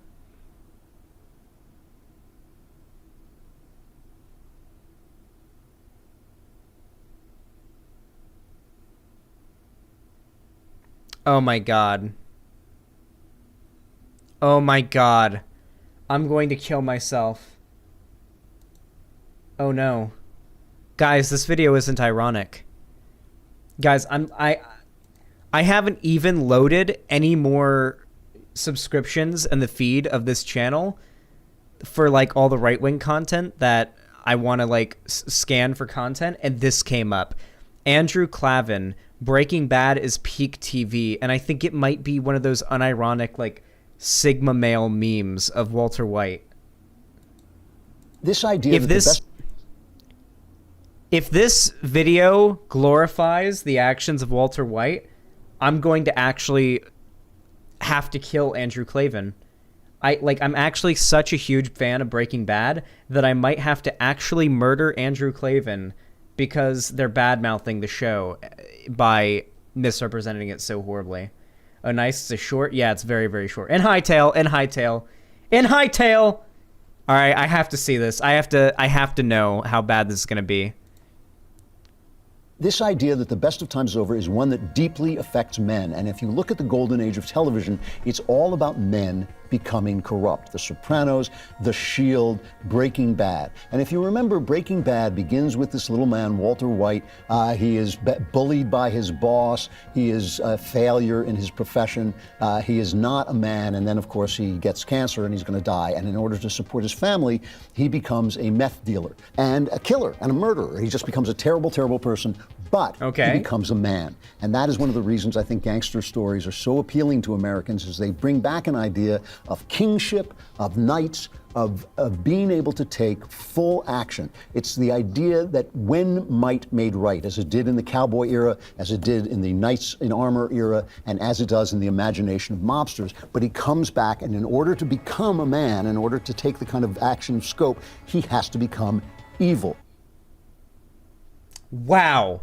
What? This idea that the best of times is over is... What an unhinged video. I want to remind all of you guys, by the way, do you guys know who this is? This guy got into a lot of shit for a previous bad media take about 2 years ago, back in 2020. Do you guys know what bad media take this guy had that got him canceled back in, like, 2020? After the Witcher Netflix show came out, he went on a long tirade on his show about how, and I quote, and he emphasized this, no women can use swords. Not one, not a single woman, no women are strong enough to use swords. That was the rant that he went on, and he got absolutely demolished by the whole internet for it. And so now I guess he's decided that enough time has passed. His burns have healed. His burn wounds have healed since that drama, and now he's back with dog shit takes. So this right here is an example of how conservatives are constitutionally incapable of understanding media, okay? Imagine the plot of Breaking Bad flying over your fucking head this goddamn much. Holy shit. It's actually insulting. I'm actually angry. I'm legitimately actually triggered by this because the plot of Breaking Bad has gone so far over this man's head. So let me tell you guys what the message of Breaking Bad was, okay?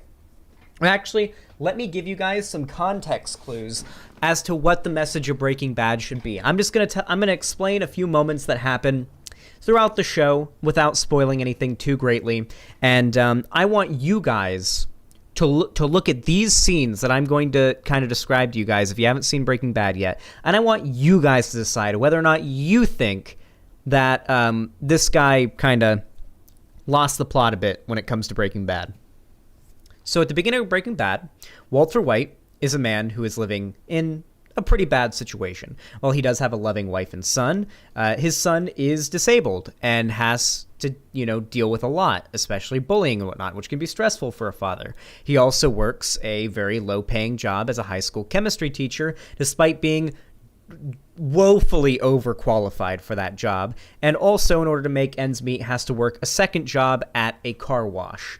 So when this is our main character, already we're starting to see maybe a few criticisms of capitalism seeping in a little bit. He then proceeds to be diagnosed with lung cancer. And in that first episode where he gets the diagnosis, constantly characters in his life who are explicitly depicted as being assholes are constantly demeaning his masculinity. A big example of this is Hank. So Hank, in the first episode, is constantly taking jabs at Walt's masculinity. Constantly. And as our boy Andrew Klavan explains here, as Walt proceeds to get manlier in the show, he loses his humanity.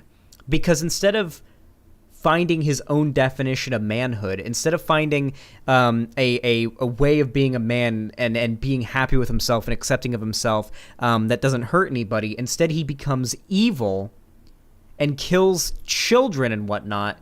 in order to try to feel like a real man or whatever, because people were always putting him down. At the end of the day, it's very clear that his pride and his toxic masculinity is what causes his downfall. It's what ruins his marriage. It's what gets him killed. It's what makes him a criminal. It's what gets his family members and the people that he cares about killed. The show is so blindingly and blaringly, and I would almost argue on the nose, a criticism of pride and toxic masculinity that it's ridiculous. Like, unironically, Walt gets offered all the money he needs to take care of his family and pay for his treatment, and he turns it down because of pride. And it causes, and then proceeds to become a drug dealer that in his family and his life just gets destroyed following that because he didn't just take the money. Like, it's so obvious from the beginning what the intention of the creators are. Why are right-wingers so constitutionally incapable of understanding media? Here, let's rewatch this video really quick and take it apart piece by piece. It's only like a minute long. This idea that the best of times is over is one that deeply affects men. And if you look at the golden age of television, it's all about men becoming corrupt. Like, this makes no sense, even conceptually, right? The times in which The Sopranos and Breaking Bad take place are like from the... I mean, The Sopranos takes place in the 90s, doesn't it? The 70s, 80s, 90s, somewhere around there. I've never seen The Sopranos. Correct me if I'm wrong. When's The Sopranos take place? Does it take place around the same time it was out? Because if so, that's like the 90s, early 2000s, right? Late 90s? Okay, perfect. Yeah. A lot of these shows take place in like the early 2000s and late 90s because that's when crime here in America was up like crazy. And guess what? These shows are popular because they're crime thriller dramas that attract people's attention, that keep people's hyped, right? That's why these shows get so much attention, okay? This would be like arguing that the popularity of The Walking Dead back in the day signifies an inherent urge in all humans to want to just kill each other and live in a post-apocalyptic hellscape where everybody just kills at will and life is all about survival. Like, and all of human society just degrades into nothing. Like, it's so ridiculous. It's entertainment. Nobody's watching it because they think it speaks to the state of their society necessarily, in the sense that, like, they think men being corrupted signifies that where society is going. It's so bizarre. So bizarre of a line to try to connect. The Sopranos, The Shield, Breaking Bad. And if you remember, Breaking Bad begins with this little man, Walter White. He is bullied by his boss. He is a failure in his profession. He is not a man. And then, of course, he gets cancer and he's going to die. And in order... I really like this, by the way. Conservatives have the most rigid, hard, unbreakable, binary definition of gender and sex when it comes to the LGBT topics, right? Like, you cannot change your gender. There is men and there is women. There are no changes. Gender and sex are the same thing. Gender is not just the identity that you have and the societal expectations that come with it. There's men and there is women. That is it. Is determined by what is between your legs. That is it. That is what conservatives will argue when it comes to an LGBT topic. But when it comes to disparaging a man that they don't like, conservatives' definition of a man will become, I would argue, more bendable than the definition from left-wing people. Like, I like how they call Walter White not a man at the beginning of Breaking Bad, even though... because it's to disparage a guy they don't think meets their expectations or their standards, right? But, you know, when it comes to, like, a trans man, they would say, no, you're a woman, you'll never be a man. Or when it comes to a trans woman, they'll say, no, you're a man, you'll never be a woman. You know, it's very interesting how their, like, standards and their language just flip-flop constantly depending on what topic they talk about. In order to support his family, he becomes a meth dealer and a killer and a murderer. He just becomes a terrible, terrible person. Also, like, bro, holy shit, did he even finish Breaking Bad? How can you even say that line in your summary of Breaking Bad and have finished it? Literally, in the final episode, the catharsis, the build-up, the entire series-long build-up is the moment where Walter White admits to his wife, Skylar, he did it all for himself. He didn't do it for the family. He didn't do it because he had no choice. He did it for him because he liked it and he was good at it. And that's why he did it. It wasn't for his family. He admits it outright. And yet still conservatives who are, like I said, incapable of analyzing media, still just don't get it. Even when it's like said to them outright. Doing okay buddy segment on Tuesday, and I'll donate $100 during the stream. Also, Welcome thanks to for dragging capitalism, me more left. Hey, thank you, Emily McIntosh. Though I do prefer donations through Streamlabs or the website if you can donate them through that in future donations for those watching. But thank you for the super chat.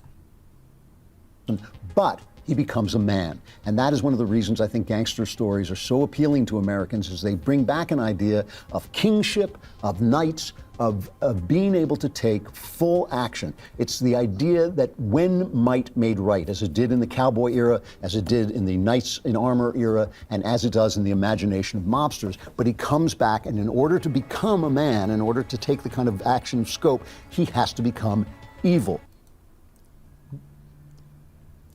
What a psychotic Americans is What a psychotic view on the world. Can I just point that out right now, please? Can I just point that out? What a downright psychotic view of the world, by the way. Just insane. Absolutely bonkers, out of left field, insane worldview. The idea that, like, dudes seek out media like this because it helps bring them back to the old days when, I guess, might made right and becoming evil made you more of a man. So fucking bizarre. So, by the way, this, like, attitude here is exactly what Breaking Bad and the left criticize. Yeah, kingship, things like that, yeah. This, like, attitude right here is what the left criticizes as being, like, toxic masculinity. Like, the idea that, like, to become a real man, you have to become evil. Like, literally, admittedly evil.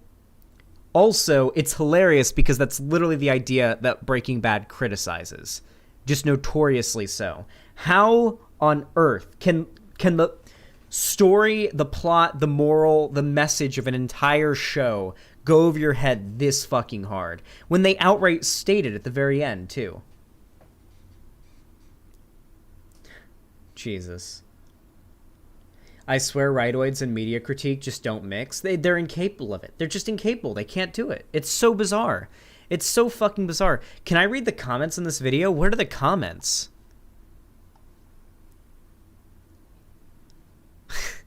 I could listen to Andrew talk about literature or television all day. He really thinks deeply in narratives and their meaning. Or thinks deeply about narratives and their meaning. I need to know. Sometimes when someone drops just like the most brain dead takes on the comment section, I have to look at their subscription feed just to know like what kind of drivel these people are taking in on a daily basis. And honestly, it's looking good. We've got Jizz and the Puss. We've got Rudy W. Giuliani, the Richard Nixon Foundation. What else we got? Kanye Clips, The Economist, which I guess is fine. BBC News, not bad. There's some stuff here that's not really that much of an issue.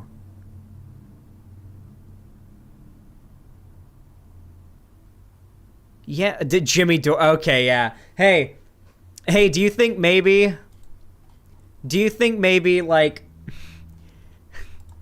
Do you think maybe the fact that Jimmy Dore and Andrew Klavan of Ben Shapiro's news network, do you think maybe them having quite the crossover in audience might be indicative of something about Jimmy Dore and his audience? I mean, ironically, a fairly not that cursed looking subfeed, if I'm being completely honest. Like, this person, I feel like this person is like savable. Jesus Christ. I feel like this person could potentially be like savable, maybe. You should review Attack on Titan. Modern Hollywood has lost its ability to produce compelling male characters. Japanese anime, however, still succeeds and creates incredible stories along with them. Oh my god. The Say My Name scene is the top 5 greatest television scenes in show history easily. Oh my god, they can't do it. They actually, like, they can't appreciate, like... Dude, these people think that, like... These are the people that, like, watched Breaking Bad and then started, like, scouring the internet for fan theories on how Walter White could have survived, because they don't understand what Breaking Bad's supposed to be. Like, they don't understand the narrative of Breaking Bad is a cautionary tragedy. Like, a modern-day, tragedy type tale, right? But that does not have a happy ending. I mean, kind of for Jesse, if you kind of, like, think about it, but really doesn't really have much of a happy ending. It's just a tragedy. It's the story of a man who ruins his own life. And it's just so bizarre to me how these people can't read that. Mr. Clavin, I would highly recommend checking out classic show called Twin Peaks. P.S. That chewing gum you like is going to come back in style. Okay. How about we take back our cities from the joggers? Oh, is this a this is a dog whistle, isn't it? That's what this is here. That is, right? How about we take our cities back from the joggers? That's an Ahmed Arbery reference, right? Yeah. Take back our cities from the blacks is what that means for those of you guys who are incapable of looking into dog whistles. Actually, Jesse becomes a dealer. Walter is the cook.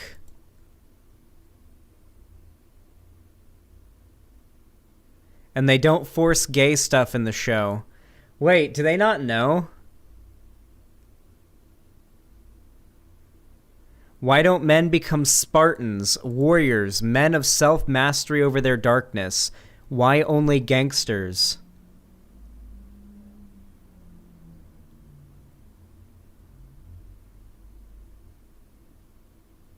Hey, here's somebody with a decent comment. Let's see what the comments on this are all.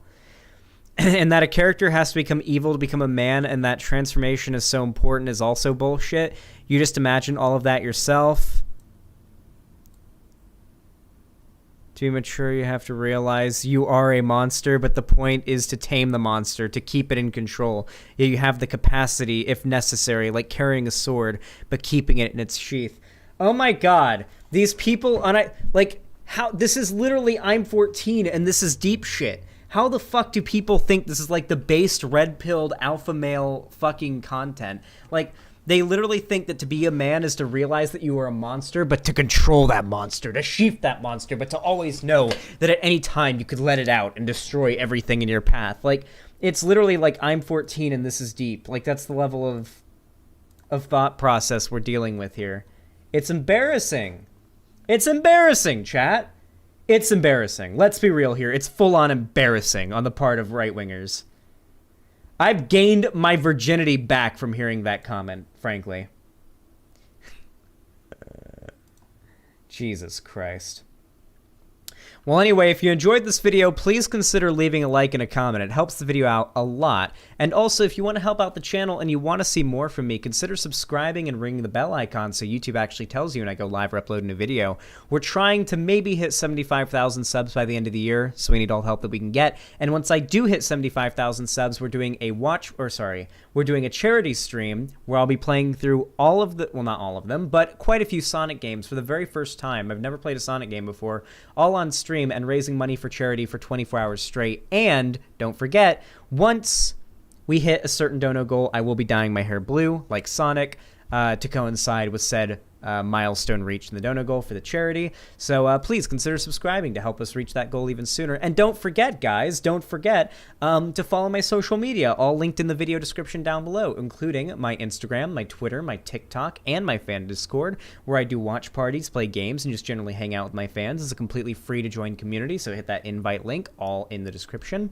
And of course, if you want to support me financially to help me buy groceries and pay my rent and my bills and whatnot, so I don't have to stream to you guys every day from my phone inside of a cardboard box, you guys can support me financially by donating, subscribing, or gifting a sub over on my website, xanderhal.com/live, or donating or subscribing, or donating or super chatting through YouTube or Streamlabs, or donating through Twitch. But no matter how you support me, I really do appreciate it. Thank you so much for watching, and I hope to see you all again very, very soon. Sheesh. Good outro. We've done 3 segments, but I think I'm going to do 1 or 2 more since it's still pretty early. I've only been live for like 2 hours, but let me juice up really quick.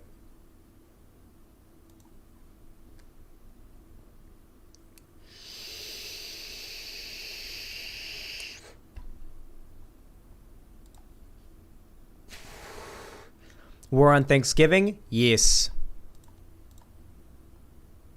Yeah. We're not using the site today, so just talking YouTube chat to keep things simple.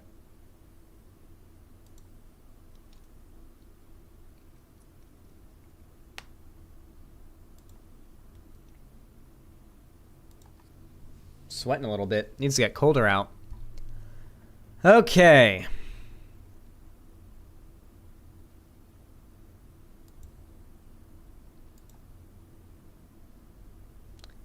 Guys. What's going on, everyone? Whoa. Jesus. Yep, the voice spoiled it. I'm just going to go ahead and just get right into it. Fuck it. The voice spoiled it. I know. But guess who it is? It's the fucking quartering. It's the quivering. It's the quarter pounder himself. MSM mocked for insane Thanksgiving safety protocols. These people are insane. Oh boy. Oh boy, hit me up. What's going on, everyone? Jeremy here from the Quartering. I hope you're having a wonderful day. If you're here in the U.S. or abroad celebrating Thanksgiving, I hope you're having a safe day and enjoying lots of good food and family and friends. If you're working today, I appreciate you. Delivery truck drivers, people in civil service, people who, prison guards, truck drivers, people in the armed services, the military. True. Healthcare providers, people, nurses, doctors. True. Lots of people are working today, not enjoying Thanksgiving. So shout out to you. Shout out to them. To you, and I'm thankful to Me too. For your viewership today. Oh, hey.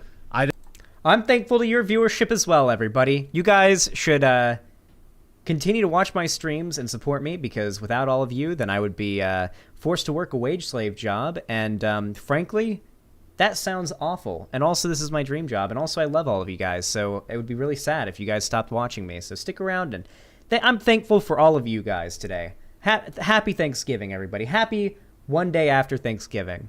I didn't take the day off because I just kind of, the way I run things is I try to, understand that, a lot of people work today. Retail workers work today. And so, best to suffer together. And so I work today. Last night, there was a couple of hilarious hot takes on mainstream media coming from these weirdos who the coof broke. I've got a couple of interesting articles. Coof, is that what we're calling it now? The coof? We had this weirdo. Psychologist Lisa Damour on managing family tension during Thanksgiving.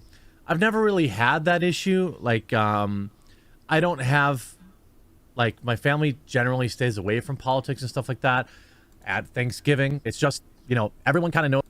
I'm so sorry. The Quartering talks completely unscripted and is really bad at talking just without any script or anything to follow like that. So I'm going to have to speed him up a little bit, okay? Hey, let me just say this, okay? The Quartering's videos are unscripted, and it takes him 11 minutes to just say the most simple fucking shit, okay? My videos are unscripted, and I actively have to pause every 2 seconds to stretch out my videos, okay? Knows where everyone sits, and nobody really brings it up because that's uncouth. Anyway, serve Thanksgiving appetizers in the garage while waiting your coof rapid test results. That's right. This woman wants you to test everybody in the garage before you allow them into the house. Now, there are people out there who have just been destroyed. A CBS guest suggested that Thanksgiving hosts serve their guest hors d'oeuvres in the garage while they await results of their rapid result COVID-19 test. Psychologist Lisa Tamor encouraged families to try and make potentially uncomfortable family situations fun by offering appetizers in a safer, open environment at their homes, she said in an appearance on CBS Mornings on Wednesday. This is tough because people are all over the map on this and all over the map with their risk tolerance, Tamor said, but the rapid tests have made this a lot easier because whatever people's vaccination status is, we can actually confirm safety on the spot. If the situation feels weird, maybe make it kind of fun, Tamor said, and say you're going to start with hors d'oeuvres in the garage. We'll have drinks, we'll do our rapid test, and then come on in, right? Show host cracked up at the strange suggestion. Like, this doesn't... Dude, New York Post is probably one of the...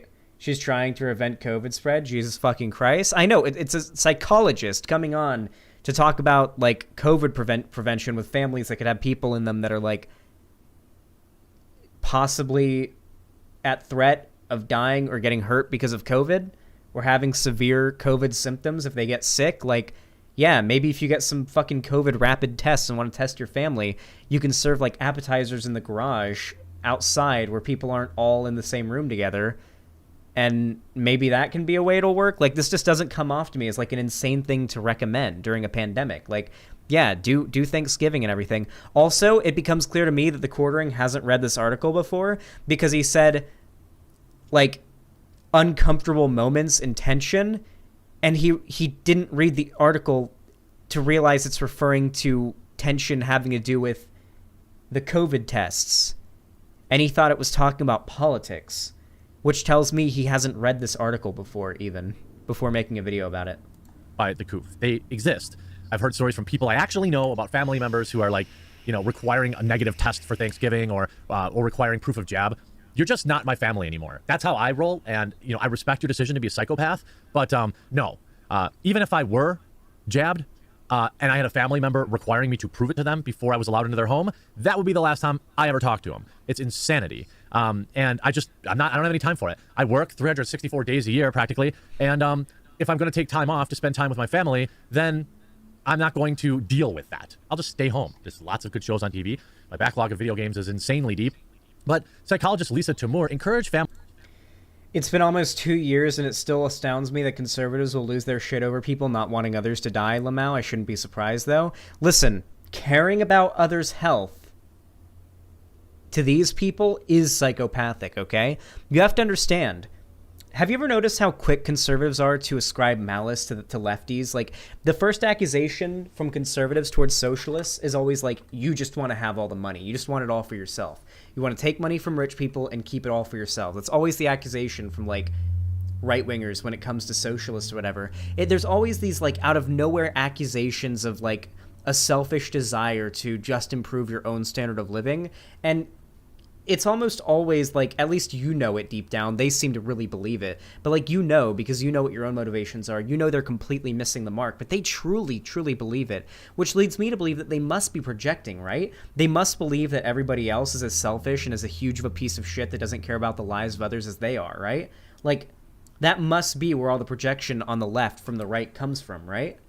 They think that everybody is as much of a piece of shit as they are, so they kind of ascribe those motivations to the left. So when they see the left advocate for policies that help people, it just doesn't make sense to them. They assume, like, through some way or another, it has to benefit people on the left in some way disproportionately.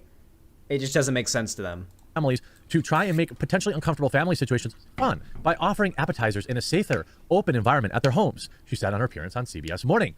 It's tough because people are all over the map on this, all over the map with their risk tolerance. Reasonable. But the rapid tests have been made a lot easier because people's status is we can actually confirm safety on the spot. Did we do this before? I mean, is this is going to be a reality for some weirdos for the rest of their life? I'm just opting out of it. And I mean, if you... But is it weird to be worried about a pandemic? Like, is this the level of engagement now? Is it just these fucking weirdos are worried about a pandemic, dude? Like, these fucking weirdos. Like, is that the level that we're on now? Is it just, is the right wing, is the peak of the right wing, like, anti-vaxxer and, like, COVID denier argument now? Like, if you care about the pandemic, you're weird. That's the tier. That's the level of engagement we're on now. In 2021, you're weird. Tolerate because, hey, look, I got this great aunt who's 1,000,000 years old and, you know, I don't have a lot of years left, or grandma or grandpa. I 100% respect that, but I'm opting out on that. Empathy? Cringe. Both of my grandparents have moved on, and if it were my wife's grandparents, I'd be skipping. That's just the way I am. And that's fine. I'm sure they would prefer that too. It's tough because if the situation feels weird, maybe make it fun and say we're going to start with hors d'oeuvres in the garage. We'll have drinks. We'll do our rapid test. Hey Lonnie, I'm almost out of weed on my little thingy. I think we got enough cash sitting around for it. Can we stop at the? Can we go take a walk or a drive to the dispensary after stream?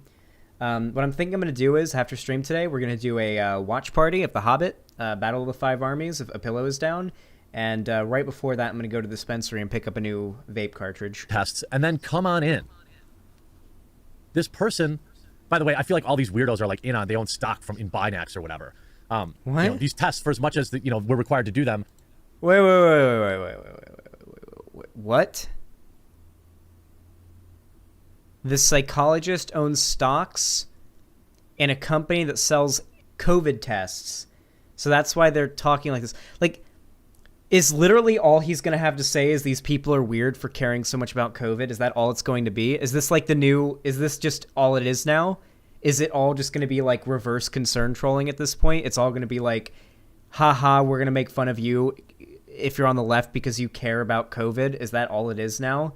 Or have they completely given up on trying to twist whatever data or studies they can try to find to try to claim that COVID's not as big a deal as it is? Is it literally just now? You're weird if you care about COVID. Is that the point we're at now? Is that the level we've reached in 2021? Should be way cheaper. And also, I wonder if, the accuracy seems all over the map. I'm not saying that as a fact. That's just anecdotal from what I hear from people. Let me show you here. Joy Henningsen, MD. By the way, not a surgeon or somebody on the front lines. No disrespect, but a radiologist. Okay, an excellent career, but it's not like they're working on the front lines of the coof.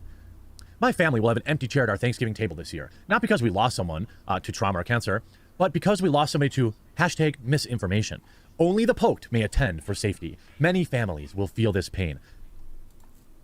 I love how transparent he is about getting around the YouTube bots marking for misinformation, where he says the coof and the poke now instead of COVID and vaccinations. And by the way, this will work, by the way. I guarantee a Nazi could make a Nazi YouTube channel and upload Nazi videos all day, and as long as they replace the right words with the right other words, they could just get away with spreading Nazi propaganda literally all fucking day. I kid you not. I bet anybody right now could go make a YouTube channel right now where they basically all they did all day on their stream and in their videos was the Nick Fuentes Jewish question cookie joke, literally all day, just replacing Jews, black people, whatever, with some insert funny phrase, and just literally peddle Nazi propaganda all day and completely get away with it. Reach millions of subscribers, totally get away with it. YouTube won't care because all of YouTube's moderation system is done by bots, and it's extremely easy to skirt around obvious and blatant breaking of TOS. That's the face of a bona fide psychopath. And if you look at our Twitter feed, that's the face of a MILF dog. It's like TDS, but CTDS. CDS. What? It's CDS. What? There's 100%. Oh my God. Is he actually, did he just say COVID is he unironically saying COVID derangement syndrome? Is that what he just said? Is that what CDS is supposed to stand for? COVID derangement syndrome? I will actually kill myself on stream if conservatives are actually going to start referring to people who care about COVID as having CDS. I will actually kill myself. The left has been triggered. I'm actually so triggered by that because it's so fundamentally stupid. Hey, Scrimzox, how you doing? I respect for being smart. Look, you got immunocompromised people, you got elderly people. Social distance, wear your mask, totally reasonable things to do. Requiring your family have medical information on hand to come have Thanksgiving dinner with you, that is not a normal thing. Unless you have a household full of immunocompromised people. You can make it fun, the psychologist said.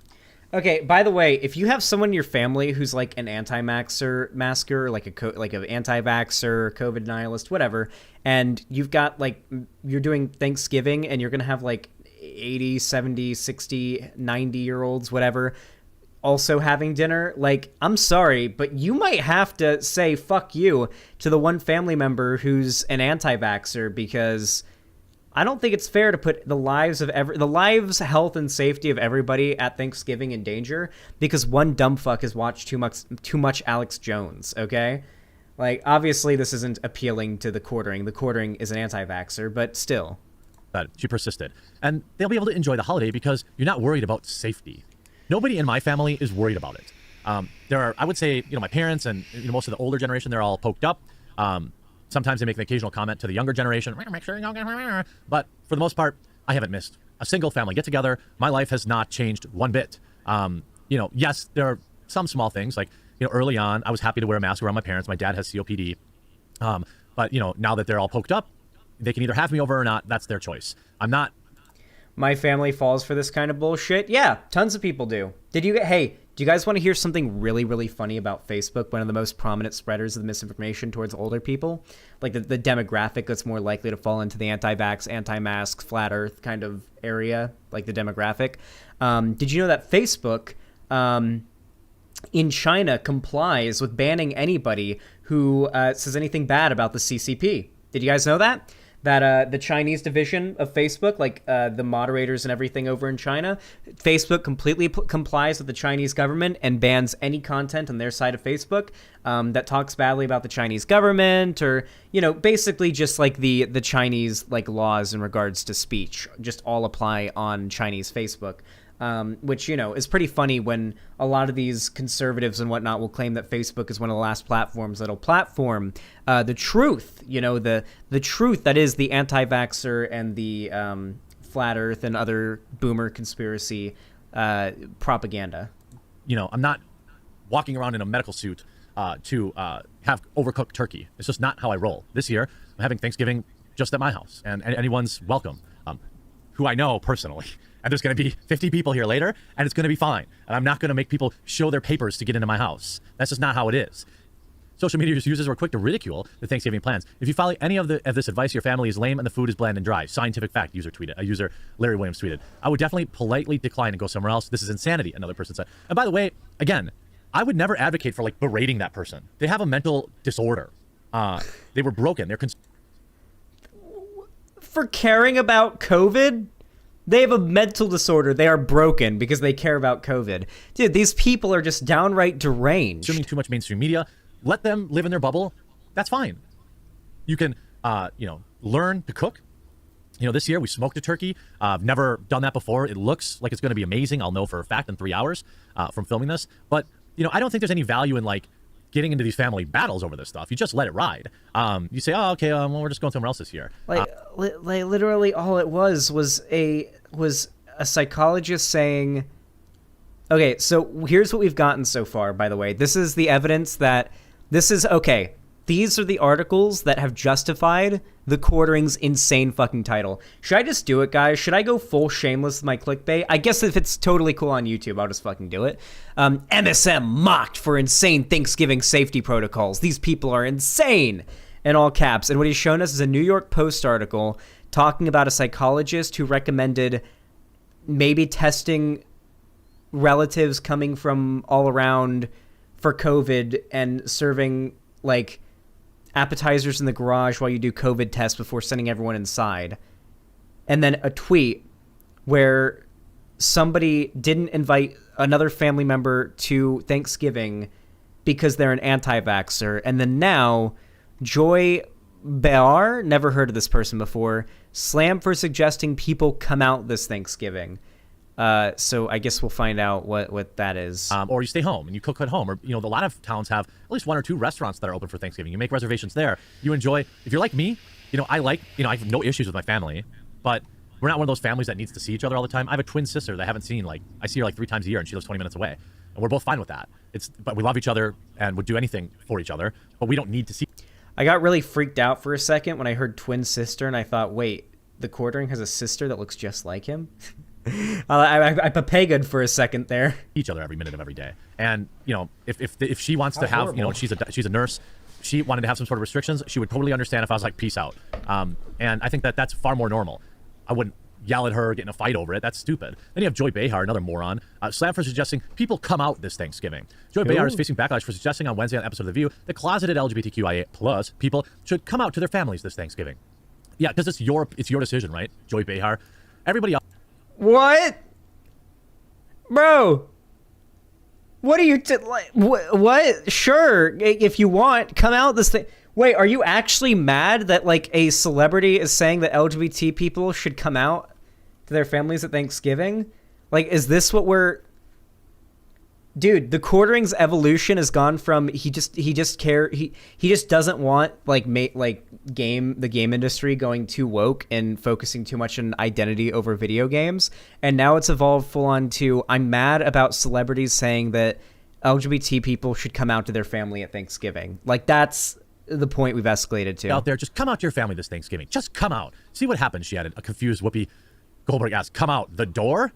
But many people online didn't agree with Joy Behar's holiday planning. Please don't pressure people into coming out of the closet if they're not ready. Meanwhile, another person noted that it's incredibly dangerous. What is this concern trolling bullshit? Don't pressure people to come out of the closet if they're not ready. Like, what? It's a suggestion. No one is forcing anyone to do anything. What? Like, maybe you could say it's a little out of touch because LGBT people would most of the time probably be terrified to come out. Like, at Thanksgiving dinner to all of their crazy conservative family members. Also, I love that. Wait, do you think that the quartering is unironically going to try to like do the concern trolling too and say, what if some of the family members are homophobic? Do you think that the quartering's unironically going to say that? If he does, I will actually just slam my desk and end stream without saying anything. To push us to come out before they're ready. What world are you living in? It's 2021. I mean, are there like a small amount of families that this would be a big deal for? Sure. My parents, they probably wouldn't understand it, but it's not like this. Okay, I was completely wrong. He actually went even dumber. He's actually going how many families are actually going to be against you coming out as gay? How many of them are actually going to be that against it? Hold on, let me check something really quick.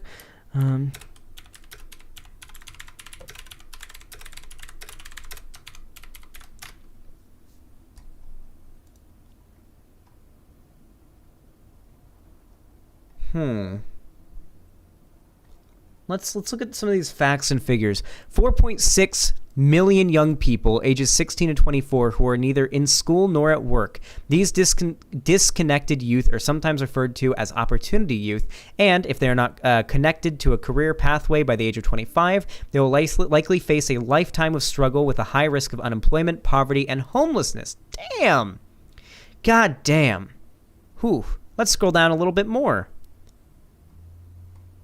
Where's that study? Oh, it's not here. Where is it, guys? I'm looking for that stat. Where's that stat? Where's that stat? Is this it? Here it is. LGBTQ youth have a 120% higher risk of homelessness. Think about that for a second. According to a new study, LGBTQ youth, young people, are 120% more likely to experience homelessness than their non-LGBTQ youth. Right off the bat, these young people are presented with... Oh, thank you for absolutely fucking me over. Are presented with an uneven playing field. True Colors United is working with... Oh, hey, look, it's the Life is Strange game. Is working to level that field so that LGBTQ youth are no more likely to experience homelessness than anyone else. Oh, here it is. We've seen this risk reflected in our research. Let's break it down. It's estimated that about 7% of youth in the United States are LGBTQ, while 40% of youth experiencing homelessness are LGBTQ. Think about that for a second. Despite being only 7% of the population, LGBTQ youth make up 40% of young people experiencing homelessness. Does that maybe suggest that there's a problem having to do with family acceptance of young LGBT people? Do you think maybe that like homophobia among like parents and guardians that may perhaps disown their youth their children might be a little bit higher than you're making it out to be, Jeremy? Do you think it might be a little bit more of a problem when 40% of homeless youth are LGBT? The whole idea that coming out is stunning and brave anymore in 2021 is absurd. It's practically worshipped. It's practically worshipped. 40% of youth who are on the streets living homeless are LGBT, but it's practically worshipped to come out as gay these days. You'll practically be receiving free blowjobs the second you come out. Like, you'll have a parade clapping for your bravery if you come out in 2021. People do it, in my opinion, in some cases, just for clout. That's why they film it and put it on TikTok. All these teachers that come, I'm this new crazy title thing, and then all this little kids clap, and then they put it on TikTok. Get out of here. You're not risking anything. Now, if you don't want to, that's... This, like, right here is what people talk about when they talk about, like, white privilege. White privilege, in many cases, can just refer to somebody who is so privileged that, like, their engagement with politics is, like, they're mad about TikToks, right? Like, TikToks of teachers saying they're, like, tree gender or whatever, that's what pisses them off. For, like, minorities and people on the left that are facing actual discrimination, it's, like, being 120% more likely to be homeless than, like, straight people, an overwhelmingly higher likelihood of having violence done upon you by others. Just like I could literally just go down the list of things that minority groups in America are discriminated because of, like the fucking criminal justice system for black people and everything. Obviously going back in history, having to do with, like, socioeconomic factors from, like, slavery to Jim Crow to redlining, which is only just a couple decades ago, to segregation, all of that kind of stuff, right? Like, conservatives are incapable of acknowledging the idea that those bad things could still have an effect today. It's your choice 100%. You don't need to be listening to Joy Behar, but this is what they're talking about. Not Thanksgiving recipes, but you should probably come out. Joy Behar, you're an older, wealthy, entitled white woman. Want people to come out today just because they tweeted. Shows how out of touch you really are. I'm really happy to see just the tides turning against a lot of these woke morons. I hope you have a wonderful day. You're celebrating Thanksgiving. I hope you have a wonderful Thanksgiving. Otherwise, I just hope you have a wonderful day. I'm so thankful. Bro, that video was low quality, even for the quartering standards, if I'm being completely honest.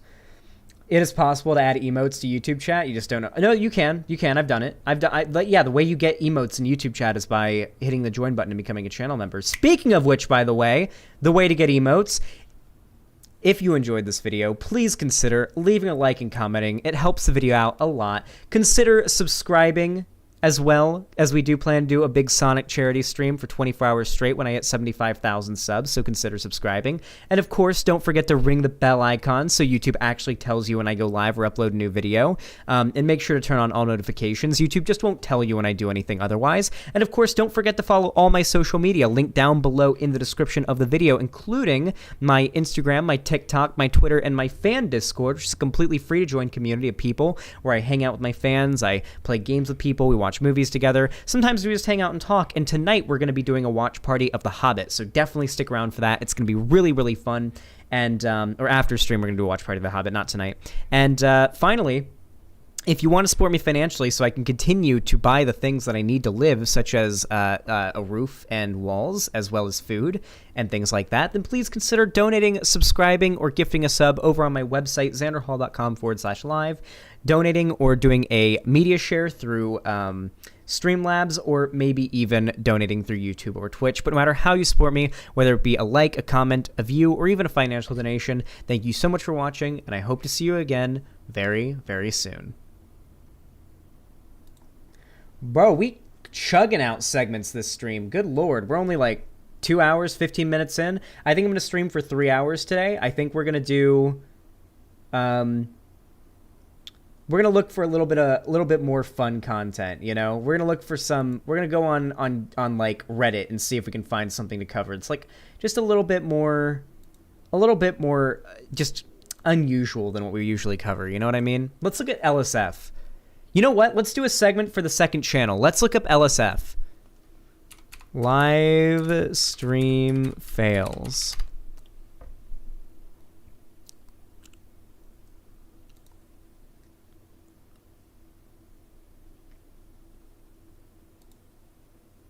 Wait, no, it's live stream fail, not live stream fails. There it is.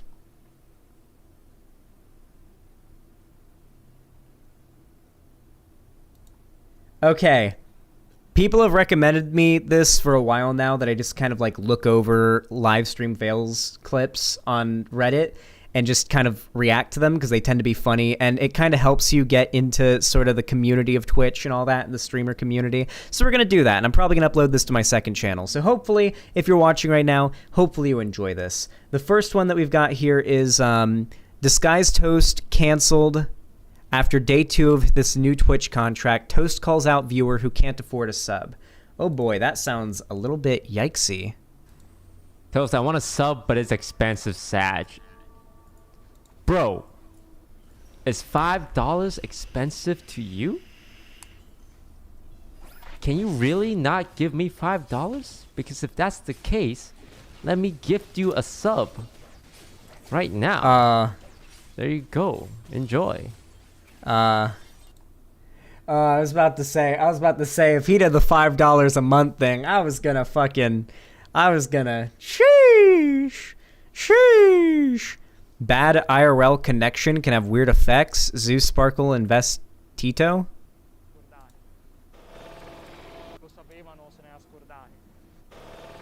Oh my god! He's dead! Oh my god, he died. He's dead. They fucking killed him. Look at that. They ran him over. He's fucking dead. They killed him. Right there on stream. He just fucking died. Hilly Tamal, thank you for the €5. Says, got back into Clash of Clans recently after 5-year break. Nostalgic AF. You should stop playing Clash of Clans and play Rust with me instead. Whoa! Yeah, we're gonna do we? Well, I mean, hey, it's a Twitch clip, so it's allowed.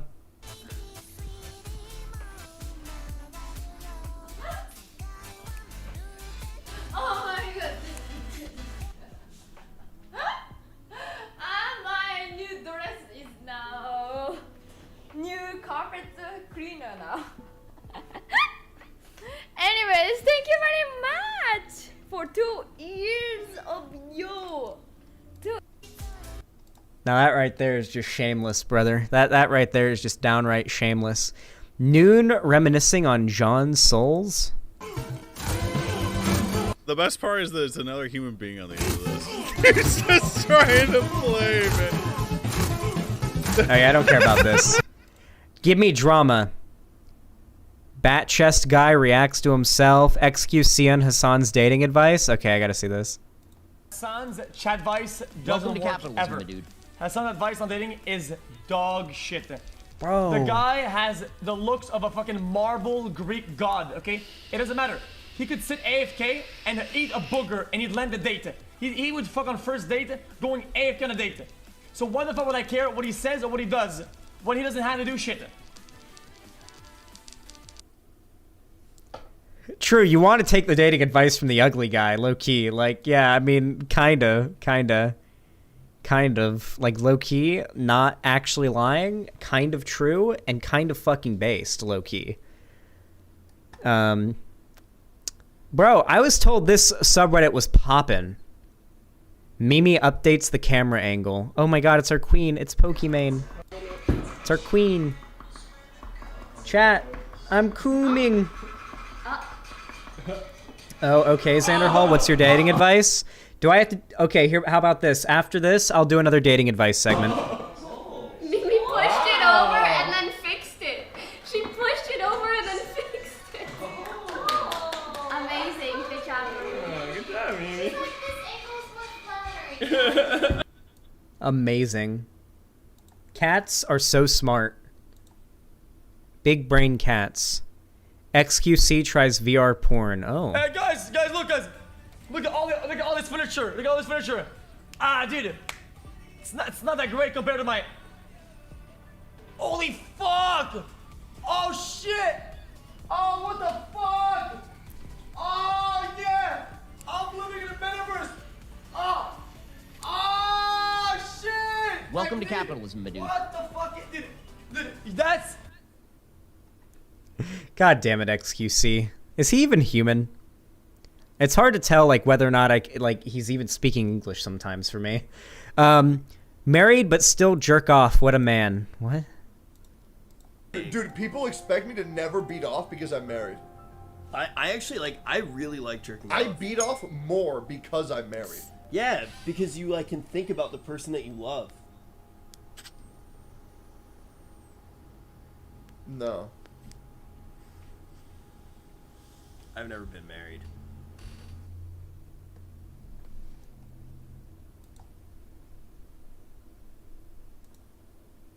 Is remember whenever, and I think a good example of it is remember whenever, it's a couple of days ago, that the thing with S-Fand and the alcohol and stuff. I went and I said it was like, I was like mad at S-Fan for it and everything. And I went back and I thought about it, and it's like, it's just stupid to say. And it's just like, I feel like I get in like these really weird headspaces, and Is he I actually try to like make sure that being I an don't- ironic right now? What'd he do? I don't feel that way whenever I go live, and it's really hard for me to stop that feeling. Because I Bro? saw like the XQC clip about it today, and like I watched the clip and like, you know, I've been pretty critical of his gambling streams and everything, and he's calling me out, and he's right. You know, honestly, he's right. I was just being a dick.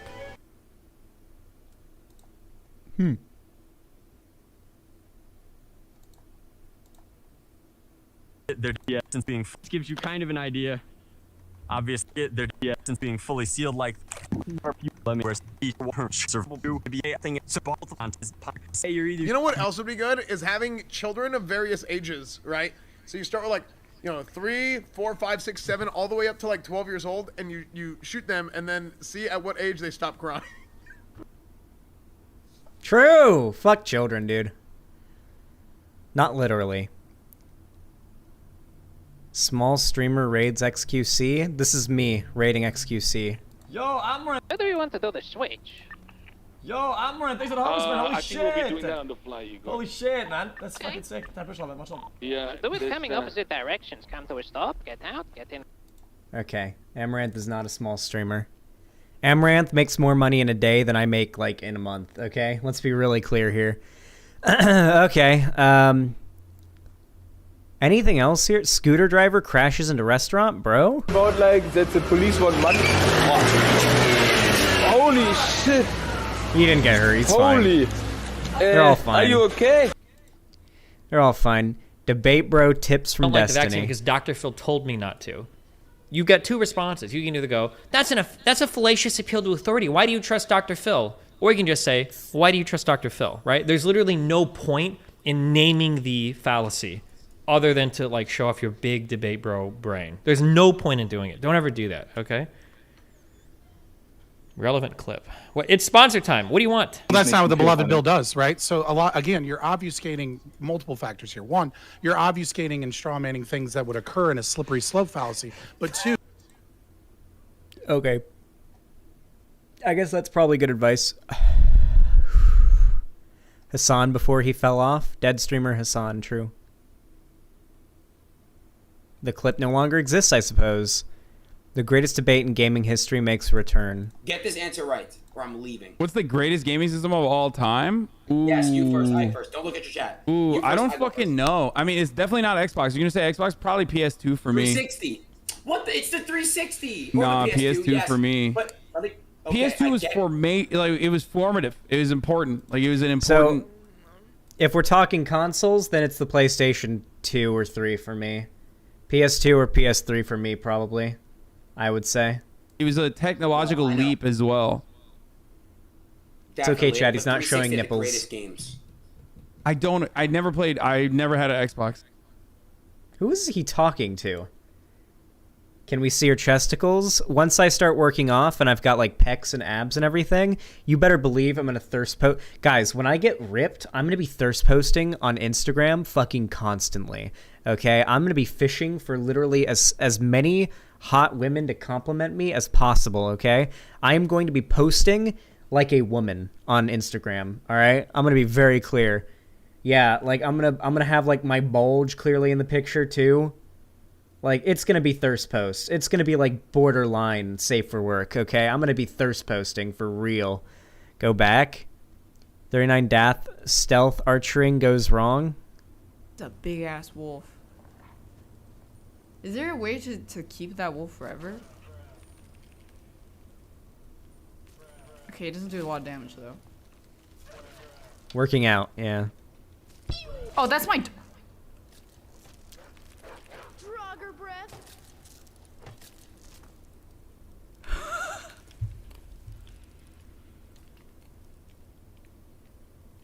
Load the save. Save scum it. This is Skyrim. Dude, I can never be like, oh, that sucks when it's Skyrim, because Skyrim is like the easiest to save scum game of all time. Like, almost save scumming in Skyrim is basically a mechanic.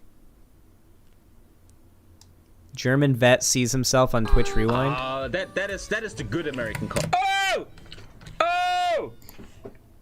Who's that guy? Same shirt, same looks, hasn't changed in years, only the sub count. Never change, chat. Never change. Tommy K. What? Dope. Some smash? Wait, did he do it again? Completely up instead of just trying to fix some stuff. I'm trying to fix every fucking corner. It may look like the same thing. We've been called in by the stewards.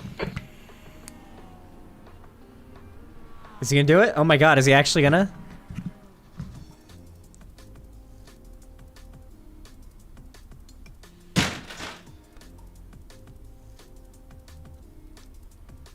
He did it off camera. The some smash moment is great. Streamer's sister falls downstairs. That's hilarious. Oh, let me switch. Hang on.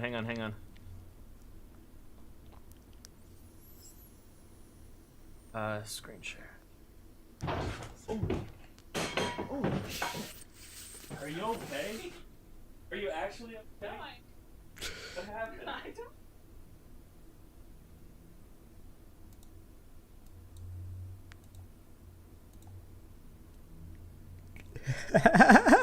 She ate shit. Oh shit. Are you okay?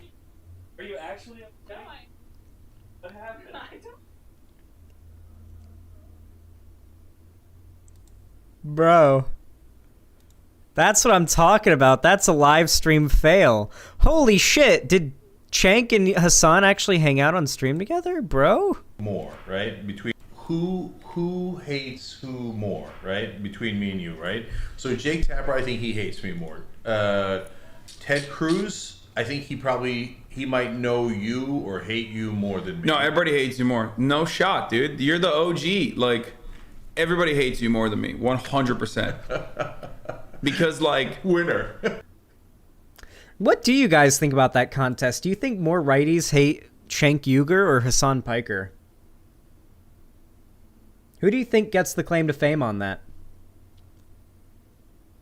You think Azan gets it?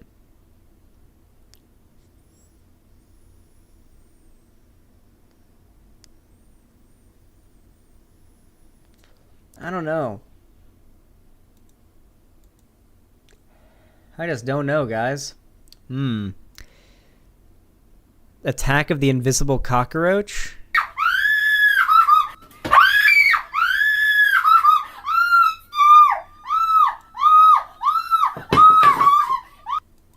This is somehow not as high-pitched as Lonnie gets when she sees a bug.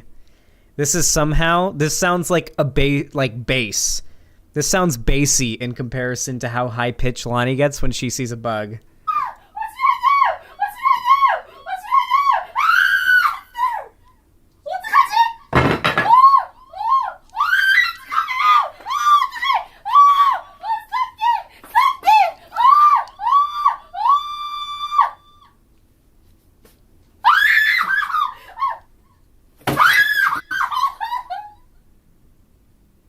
Dude, what do women do? What do lesbians do when there's a bug in the house? Like, is that what they do all day until the bug is gone? Like, I can't imagine. Like, what do single women do when there's a bug? Weird champ? Stay, man. Yeah? Do you see your camera app? Cameras, yes, it. Go in it. Oh, cock cam.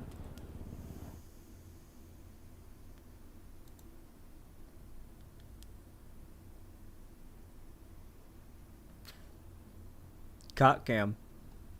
I walk a lonely road, the only road that I choose to go. Give me your money, cause you're gonna die if you don't. I told you, give me all your money! Now, give me your money! Honestly, if I dressed up for every stream, if I put on like some crazy fucking Joker makeup or some elaborate getup every stream, would you guys like that? Would that be like a good gimmick for me, or would that just be a waste of time and sweat? Most notably sweat. Pokey enjoying TikTok NSFW. The clip is no longer available. Bro, what? Oh, Poke, not Pokey, like Pokimane. About to say, what the fuck? Base Tyler 1 fan? Tyler 1 fans. I've never had one when they come through. If you could tell Tyler 1 right now in the camera something, what would you tell him? I would say to you, Tyler 1, if we were sitting one-on-one in a room alone, I would say that you are an amazing content creator, but honestly, you aren't very deserving of your challenger position. Oh! You think you could take him on 1v1? I probably could. Nah. No shot. No shot, bucko. Classic. 42. 5 times 10. 50. Why you give me baby Fit one? these nuts in your mouth.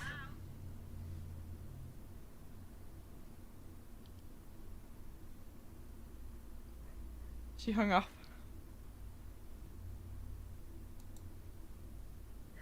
Who the fuck are half these people? This is the problem with my community. My community doesn't recognize any of these people. I recognize almost all of these people, like a good amount of them at least, because I'm like involved with Twitch. You guys don't really watch streams outside of me. It's so weird. Like you guys maybe watch Demon Mama or Walsh, but like yeah. I know Xanderhal and the Yogscast. Guys, I have a plan, okay? I want to get big enough that I can basically use my online power to motivate the Yogscast into continuing Shadow of Israfel. That's my dream, and I'm going to achieve it. I'm going to get so big on YouTube. Like, think about it. Do you think if Mr. Beast requested for the Yogscast to resume Shadow of Israfel and got his fans to go spam the Yogscast channel to request it, do you think they wouldn't do it? Like, you just have to get big enough, and you can have that, like, ability to influence other creators to do something like that. And I want to see if I can pull that off when I get big enough one day. XQC responds to Asmon's take. I think that gambling streams are bad. It's fun. I think that gambling streams are bad. Everybody fucking knows it. I see gambling's become kind of fucking big these days. Yeah, but let me throw it back at Asmon though. But he's my friend though, and he's not my dad. He's not my dad. He's not gonna tell me what to do. He's not telling me what's right and wrong. You're not my dad. You're not whatever. I can do what I want, right? But that's a little dangerous. What is ethically or morally maybe just if you're somebody's friend, who the fuck are you to tell him what to do and what not? Jesus Christ. not worth it? Dude, if you don't like gambling, Pokemon's room doesn't look real. Pokemon's room doesn't look real. God, if I end up influencing streamers, it'll get weird and dumb. Zan wants to be the puppet master. Me too. Yeah. Oh, me too? Oh, well, I'm probably high. All right. Less alcohol, Sag. Why do they all start muted? Not beneficial. It's not good. And here's how I feel about it, and I know this is how a lot of other people feel as well. If you can't be entertaining without alcohol, you're not entertaining, right? And that doesn't go for me. That goes for all of us, chat. Like we want to be a good org. We want to be. We need to step the fuck up. You know, we need to stop being pussies. We're being pussies. Bro, that sucks. That's OTK selling out, is what that is, in my opinion. I know, hot take. I'll say it. That sounds like to me, in order to like make sure the like ad money and the sponsor money keeps staying profitable, keeps coming in nice and smooth, then they're going to start cutting out things that could be seen as like advertiser unfriendly behavior, such as drinking on stream or drinking at events. I'm calling it out. I'm saying it. I believe it. I think that's what that is. I think that's one true. It's what is it? One true kings. One true king. OTK. Twitch is awesome. Dude, ST Peach might have the nicest butt. Just period. This is her, by the way. She might have the nicest butt, period. And she's quite proud of it based on, you know, her Instagram. Perv.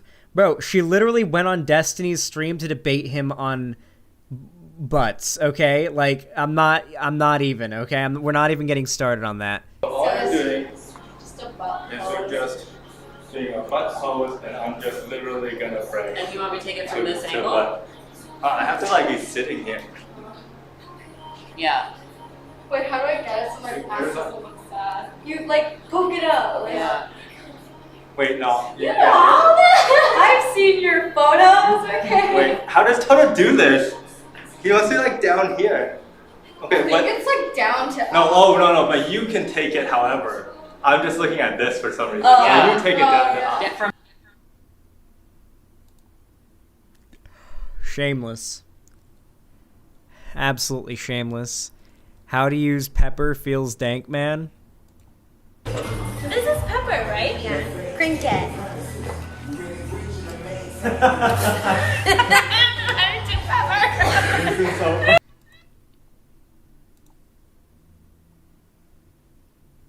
I don't know. It just happened. Yeah. What is everyone else playing? GTA, just chatting, New World, Halo Infinite, GTA, Halo, GTA, League. That's just the top people here. Twister. Oh, wait. What the fuck? Hello? This isn't Twister? Oh, yeah, this- Oh my lord. Huh. I love that screensaver. Nice. It's actually a good screensaver. I like it. Some good gameplay. It's a good screensaver. Dr. K gets interrupted. Who is it? Hi. What's up? Aww. Mom and Dad are leaving to the grocery store. Okay. And I don't want to go, so they're going to leave me behind. Okay. You want to stay here with me? Yeah. Okay. Hi. Hi, Dad. Bye. Hi, love. Bye. Bye. Okay, Abby, you can stay. Can you play for a little bit by their surf? And then I'll come be with you in a little bit? Okay, love you. Okay. When you gotta stop streaming for a minute to be a dad.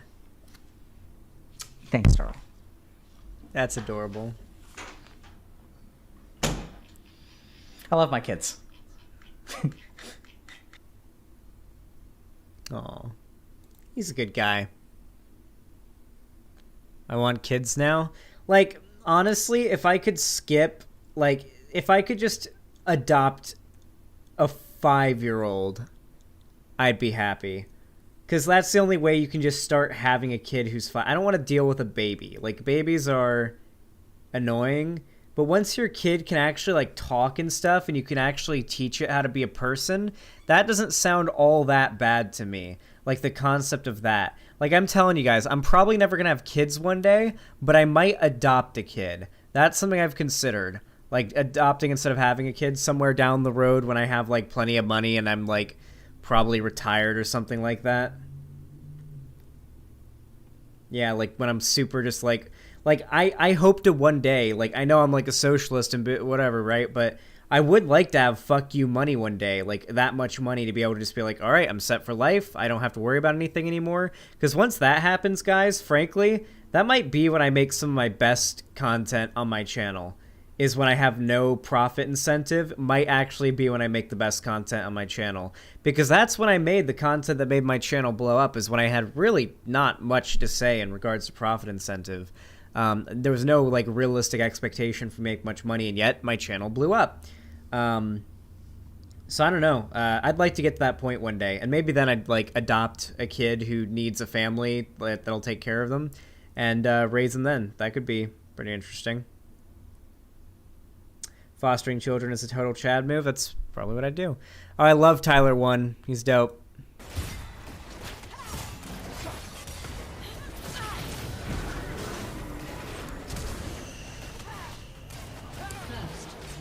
Fuck, I almost got the triumph. I should have walked this way. God damn it. Whatever, we got first blood. Who wins that, actually? It's pretty close. Nice. cock and ball. I'm gonna suck your cock and ball after that performance.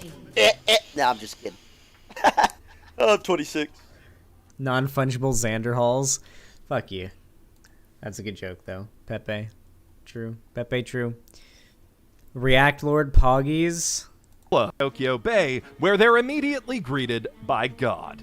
God's modern Tokyo Bay, wheels working, and they head.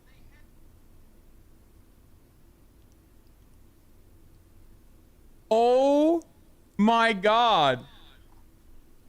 Oh my god. Wait, no way. Somebody watches Hassan. Somebody watches Hassan. Hold on, can I show you guys a fucking amazing clip of Hassan really quick? Listen, I'm sorry, I don't want to stun lock for too long, but hold on. Hassan.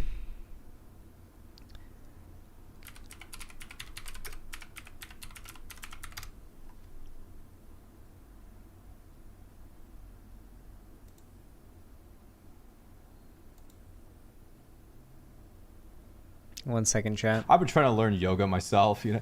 Yeah, okay, buddy. And I'm a tier 3 sub to Hassan for his political views. And we're back. I'm sorry, what? Son of a bitch? No, I love Casually Explained. Fun little meme. I mean, I've obviously watched a lot of his videos on stream before. I reached out to him like way back in the day. I think it was like 2016 or something, when I was at the Young Turks, and I was like, dude, you want to do content, like you want to do some, videos together? Make my like, chat go this fast. No. I literally was like, bro, do you want to? He's in here. I want like, to zoom. Bro, do you want to do like, something with like politics? Oh my god, Make he's my chat literally zoom. tier 3 sub. Holy shit, he is. Shut the fuck up, dude. Wait for it, wait for it. Here it is. Here it is, wait for it. Oh, that's hilarious. Oh, Here dude, comes he the legendary probably did this moment. just for the fucking meme. No shot. No fucking shot, dude. Never typed in chat, tier 3 sub. The perfect chatter. The perfect relationship with a streamer the perfect chatter. Thanks for unpausing the video, Hassan. Now, one thing Twitch is certainly known for.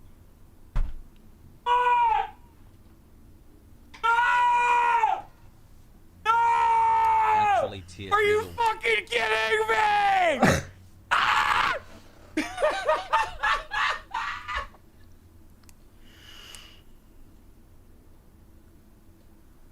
You would. Rewind it, please.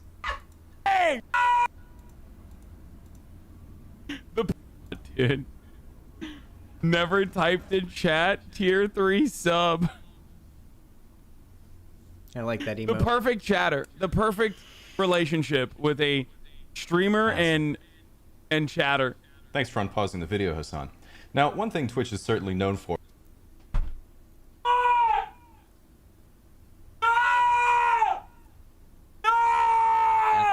Are you fucking kidding me?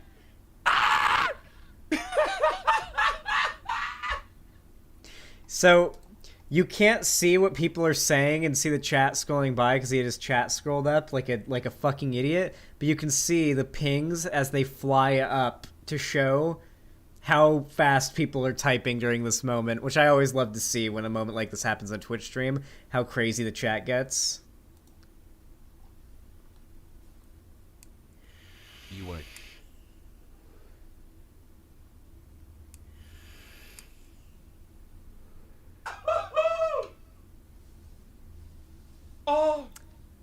Oh. That was some good timing. Oh no! I gotta end the broadcast after that, dude. I'm glad we ended up in this universe. Hey chat, let's find out which universes each of us came from, okay? Type 1 if you came from the Berenstain Bears chat universe, and type 2 if you came from the Berenstein Bears universe. The Berenstain or the Berenstein? 1 for Berenstain, 2 for Berenstein. Which universe did he come from?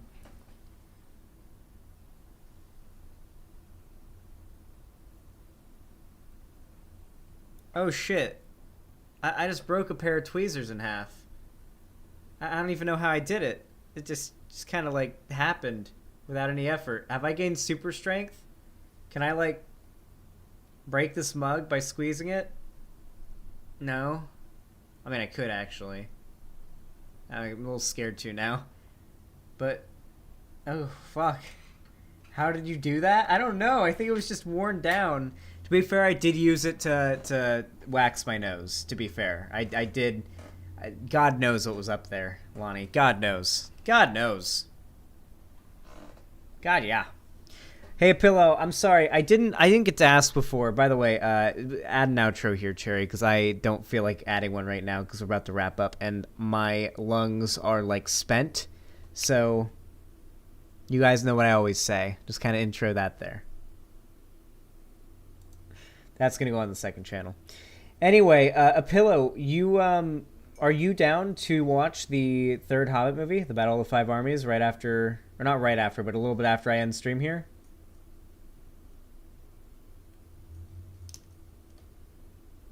Yeah, I'm wrapping up in a little bit. No dating advice segment? I'm probably going to do the dating advice segment still, but I'm just asking. I want to make sure. You are?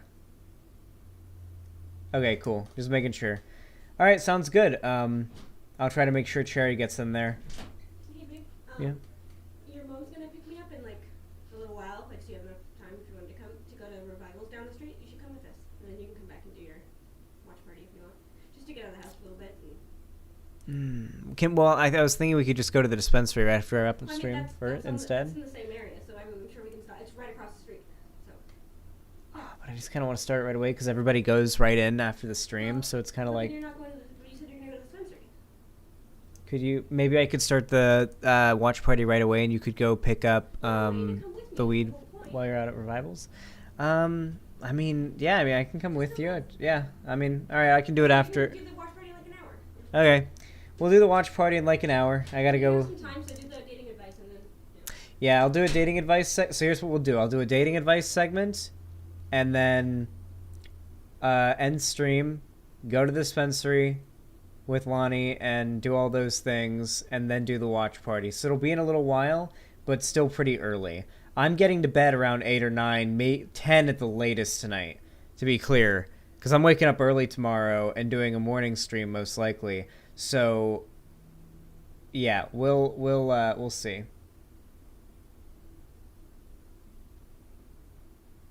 Yeah, we'll be doing the watch party tonight. I think the third is the best of all the Hobbit movies. Actually, I think the first is the best one out of all the Hobbit movies because of the Shire and being able to be back there again. But like in terms of like entertainment value, I'd say the third's the best. I mean, it's all mostly a giant epic battle. The CGI is a little overdone, but I don't know. I think it's pretty good. I think it's probably. I think the second one is the weakest one. I'd say the third and the first one are on equal grounds in quality. I'd say, in terms of my opinion on the Hobbit movies.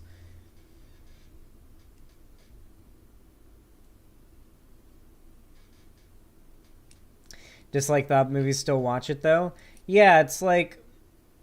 Say what you want, but they did a good job of recreating the feel of the old movies. Oh, I gotta count up donos. I forgot. I'm a dumbass. A dumbus. I'm being a dumbus. Emily Mack, thank you for the $5 and the tier 1 gifted sub, a collective $10 total on that, believe it or not. If you do the math there, that's what that adds up to. Getting us to $30. Actually, it should be $35. Someone donated $5 somehow and it didn't get accounted for. So that should actually be $35. Don't think we're going to hit the goal today. Looking very unlikely. Income's been down lately, which is sad, but we'll recover. We'll be good. We'll be all right. But, you know, we popping off. We still chilling, okay? Even in the hood, we chilling. Okay, chat? You hear that, chat? I want to hear you say it. Even in the hood, we chillin'. I want all of you in chat to say it. Even in the hood, we chillin'. Everybody in chat say it.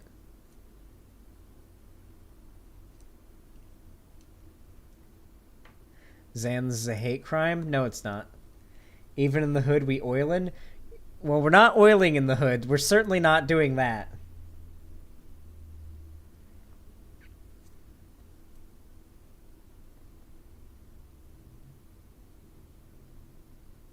True.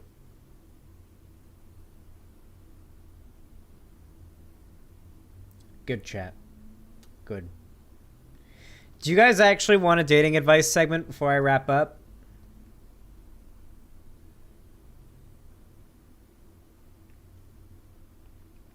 I need a question to bounce off of. Nah, yes, personally I don't, yes. Alright, here's what we'll do then.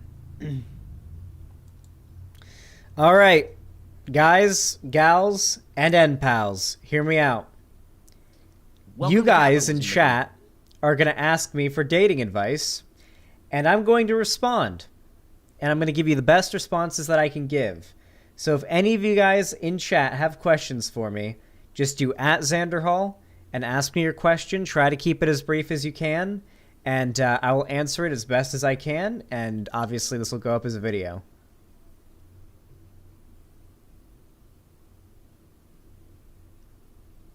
How do I stop being an incel? Well, incel's an identity that you hold on to, but if you mean stop being involuntarily celibate as a concept, well, you have to have sex to become, well, or become a volcel and become voluntarily celibate and just not really care about sex. You could just focus your life on something sex-related, non-relationship-related, and find fulfillment through that. But I think it's healthy to want to seek fulfillment through a relationship or sex, just as long as you don't put all your cards into it.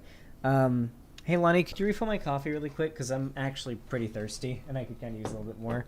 You just don't want to put all your cards into it. You can't, make it your 100% focus, because if you're not getting sex, then you're going to be tortured, basically.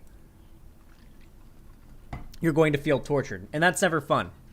So what I'm going to recommend for you is that you focus on yourself. And I know that sounds stereotypical, but I really mean it.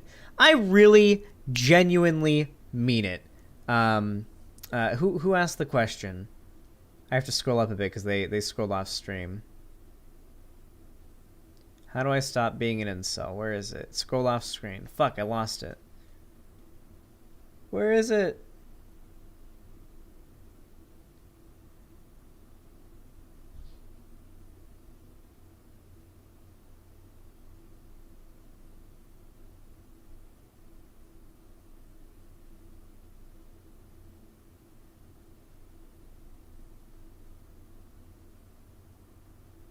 Here it is.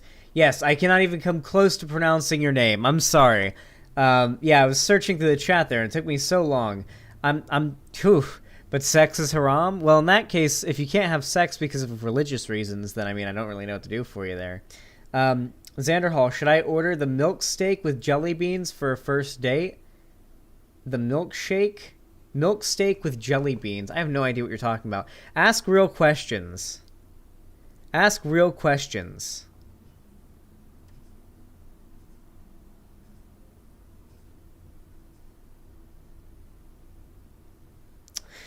What is the best and most ethical time to disclose a trans identity to a potential date?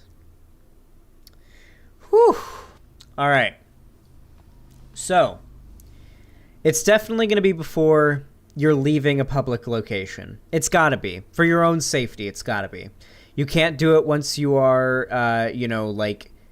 outside and walking to one of you guys' place. You can't do it when you are, about to kiss. You can't do it when you're, at one of your places or in a car or something like that. You need to do it in a public place, in the middle of a restaurant or something like that, in the middle of, whatever, just in public where people can see. good people that, like, if you get assaulted or screamed at, will come to your defense. Like, not people who look like they might join in, you know what I mean? Like, gauge the crowd, right? And you're going to want to say it pretty early on before the flirtation gets too high, because you have to understand that if you're a trans woman and you're dealing with the kind of guy who would be like this, the more he flirts with you, even if he doesn't touch you, that could make his embarrassment when you reveal that you're trans, if he's like then embarrassed by that, turn into murderous rage potentially. Like, you have to be really, really careful.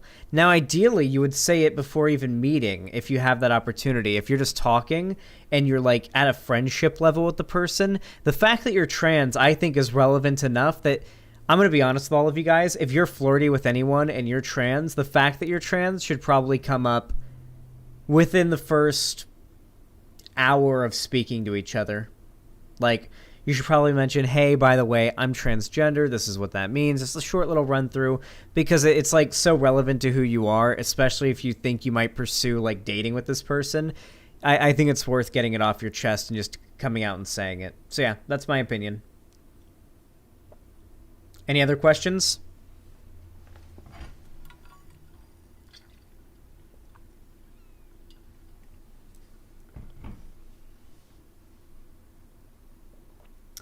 Xanderhal, my weight makes my penis look small. I'm a 20-year-old virgin and I want to change, but my weight and the way my penis looks is holding me back. Well, Cherry Gaijin, I've got some things that can help you. So, for starters, when you get thin, as in when you lose weight, your dick looks so much bigger. Holy fuck. Like, when I was in the swim... Like, my dick looks pretty big now, but when I was in the swim team, like, I told girls it was 10 inches, and they fell for it. When I would take pictures of my dick when I was in the swim team, and I was, like, fully, like, in my fittest of my life, and I'd send dick pics to girls, like, when I was in the swim team, I'd lie and tell them it was 10 inches, and they believed it. Because it was kind of believable. Because at that time, when you lose a lot of weight, especially around the stomach and, like, pelvic area, like, you can gain, like, 1.5 inches to 2 inches. Like legitimately. It's ridiculous. You can really gain a lot in size just from losing weight. And obviously losing weight makes the rest of you look good as well. And, you know, it makes you more physically healthy, which is going to result in you being more mentally healthy, and that's going to help you with your mindset. So, Cherry Gaijin, what I'm going to have to recommend to you is just watching a lot of workout videos. Just literally peer pressure. Like, have YouTubers peer pressure you into working out, and just set a goal and a schedule and do everything in your power to make it as easy for you to stick to it as possible. Something I recommend is, if you can do it, getting high at the gym. Like, getting high and working out is great. I get high before I do any menial task or chore that I think is going to be unpleasant, and it becomes so much more pleasant. Like, legitimately, it really does. And you want to set reasonable short-term goals. Like, hey, by the end of the month, I want to be able to do 10 push-ups in one set. And build from there. Xander, weren't you underage when you sent around those pics? Would be careful talking about that. Yes, I was underage when I sent those dick pics, and I sent them to girls who were my age, thus also underage at the time. So, yes, it was technically illegal, but I don't think that I'm going to, in hindsight, get in trouble for that when it's been like half a decade, and like the phone that those pictures were even taken on like broke so long ago. It's like in the middle of a landfill somewhere, and the same is probably true of the other girl's phone, and neither of us, like, yeah, like, come on, that's not how it works. Chill out. Xanderhal, what is your thought on what to wear at a first date? Most guys think dressing fancy leaves a good impression, but that doesn't apply to a lot of first dates. Let me tell you this, okay? It depends on where you're going, okay?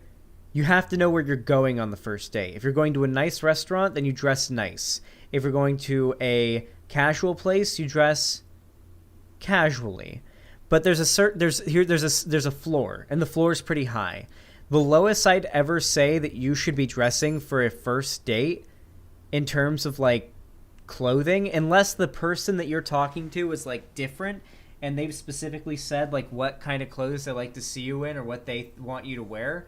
The lowest tier of clothing I'd say that you're going to want to be wearing are going to be like a nice polo shirt and like khaki pants with dress shoes or whatever. Like, I think that might be like the lowest tier for a first date I would recommend.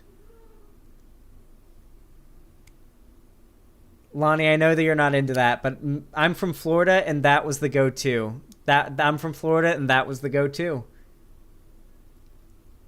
No polo shirts ever. Polo shirts are a nice shirt. It's a nice shirt that makes you look like you've put some effort into your clothing.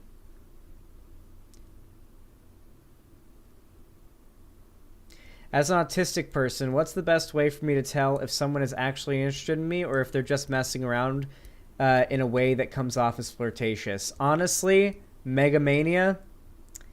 So here's the thing. I want you to weigh your options here.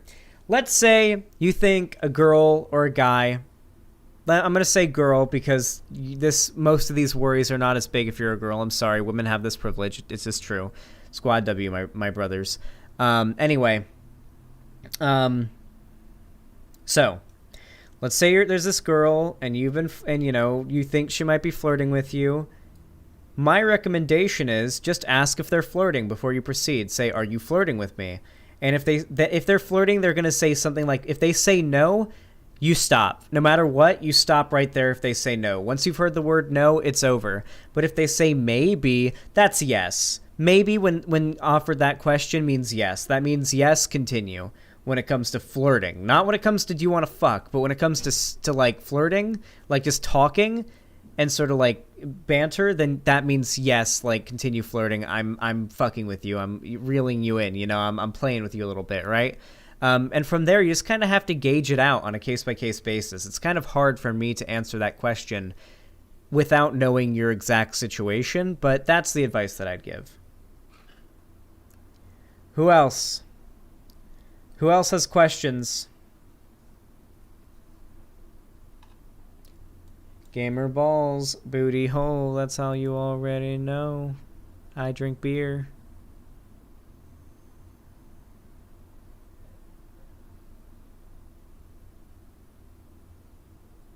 Where should you go on a first date? You don't want to go to the movies. And you don't want to go to like a sports event or a show or anything like that. You don't want to go to a place where you're going to sit in the dark and be quiet together and watch something. You don't want to go that. You don't want to really go with that. I honestly recommend like coffee, dinner, lunch, or a walk in the park with food. There needs to be food. You need to be paying for... If you're a guy, you got to be paying for food in the first date, unless the girl insists otherwise. There needs to be food. And you need to do something where you're going to be able to talk and actually get to know each other. That's the point of a first date. You not need to be just going and seeing a movie. Like, that's just kind of... I think that's so cringe. Like, in hindsight, I so regret ever going on a first date to a movie with a girl. Like, oh my god, that's so fucking cringe. Like, Jesus Christ. Dinner is usually a bit much. Coffee or drinks or lunch is good. Yeah, something like that is also good, Lonnie. What else, chat?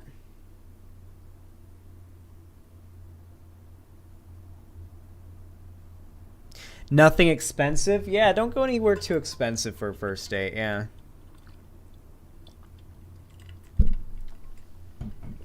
Like, I want to make it clear here, guys.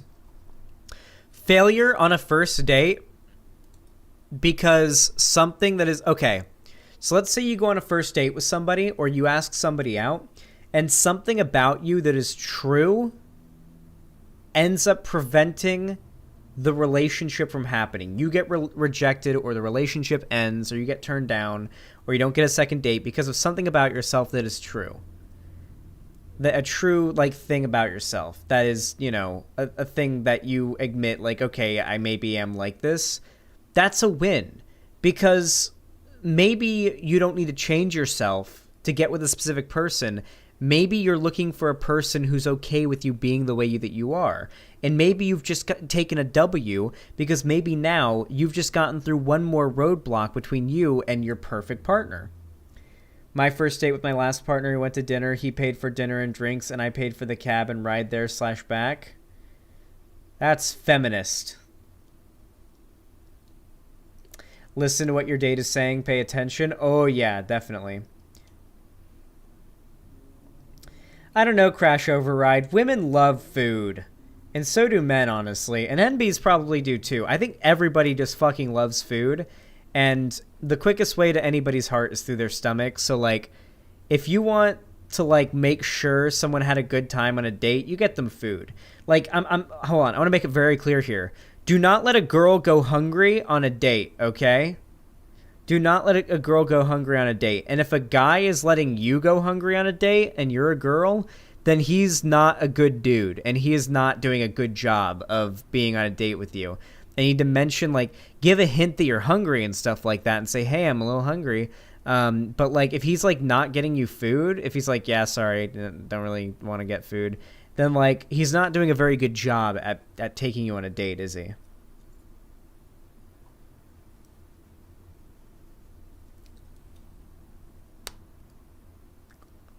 Oh my God, here's good advice. If you are eating at, like, you're getting lunch or dinner or breakfast or some, you know, food or something on any date, and you get the opportunity to order that food, order the least messy, most easy to have good manners thing to eat possible. Like, maybe instead of eating, like, maybe you go to get breakfast.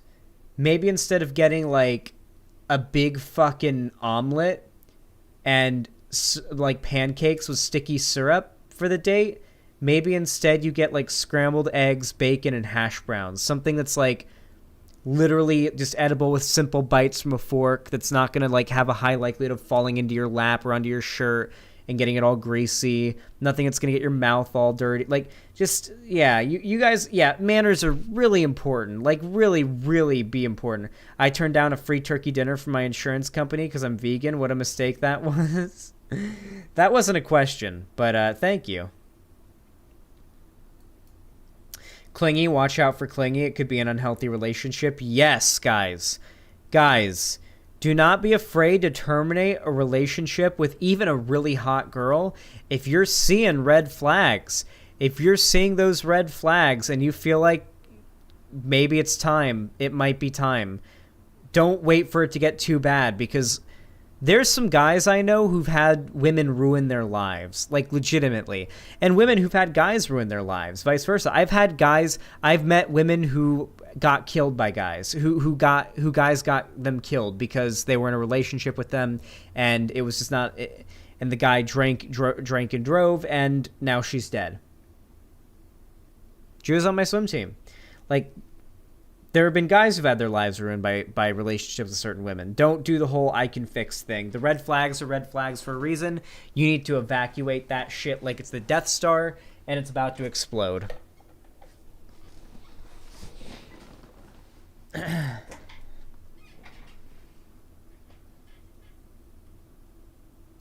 Stage 4 clinger abort mission. True.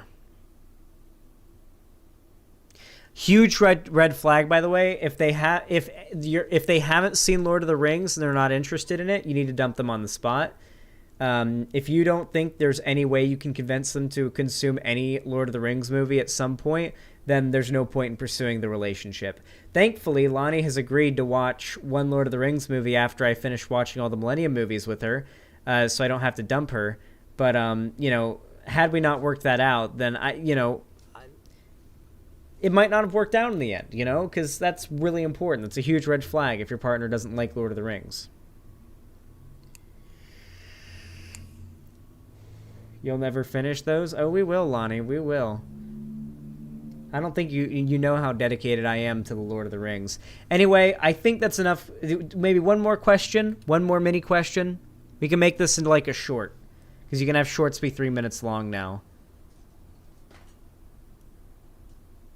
How do you approach a woman in public? I'll say I'm a lesbian to preface. Okay, how do you as a lesbian approach a woman in public? First, you need to very obviously be a lesbian, okay? I'm gonna be honest with you, okay? You gotta do the Life is Strange female main character aesthetic, okay? You need to be radiating lesbian energy from a mile away, okay? And frankly, that just, tends to just go by default, but still, just really lean into it, okay? Just go for all the stereotypes and just be an obvious lesbian. And that'll help you, blue hair, pronouns, all the things. And I think that'll kind of help you attract other lesbians that are also going to be interested in you. And honestly, when you kind of have that niche, you might honestly just want to go on a dating app. Just go on a lesbian dating app. It might be your best option. Honestly, for me, don't get lesbian dating advice from Xan. I do love the idea that lesbian women are asking me for dating advice. It's the hair, isn't it? It's the hair, right? It's the hair. The hair is what's making them think that I'd be good at giving lesbian dating advice.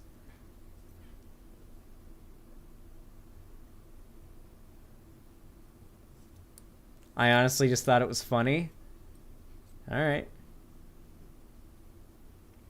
They think you're Ellen? Yeah, I'm Ellen Degenerate. Heh, got her.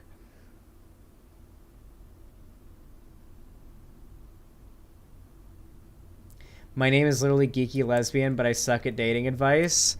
Listen, I'm going to be completely honest here, okay? I have played as lesbian women in Telltale-like story games, and even when you're a woman dealing with other women, women are complicated, okay? And so goddamn, annoying when it comes to relationship stuff and, clues and signs and hints and stuff like that. It is ridiculous, I'm gonna be honest. It's hard out here for the lesbians as well.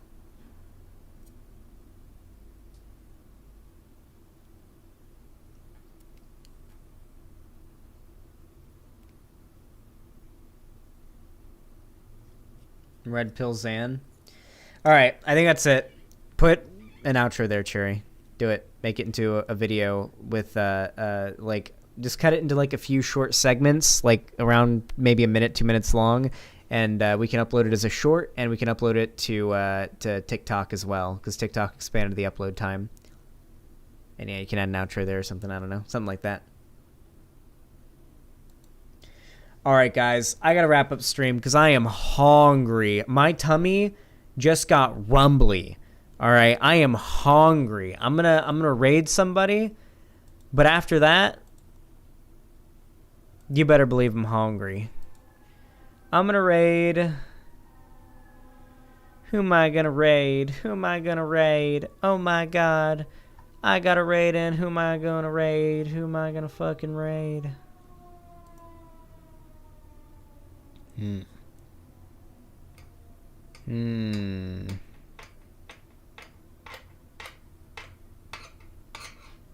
Looking like Vosh. Looking like we gotta raid Vosh. Reza Sutra, thank you for the 4 tier 1 gifted subs. I really appreciate that. Thank you for the $20. Do it right this time? Oh, I will. Don't you worry. Yeah, we're gonna go ahead and host Vosh video. Demon Mama?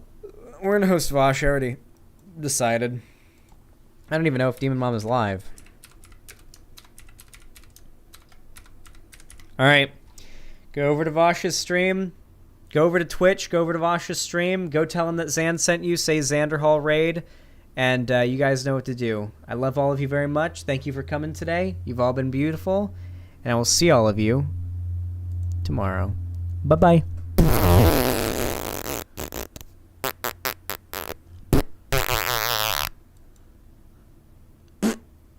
Doo-doo fart.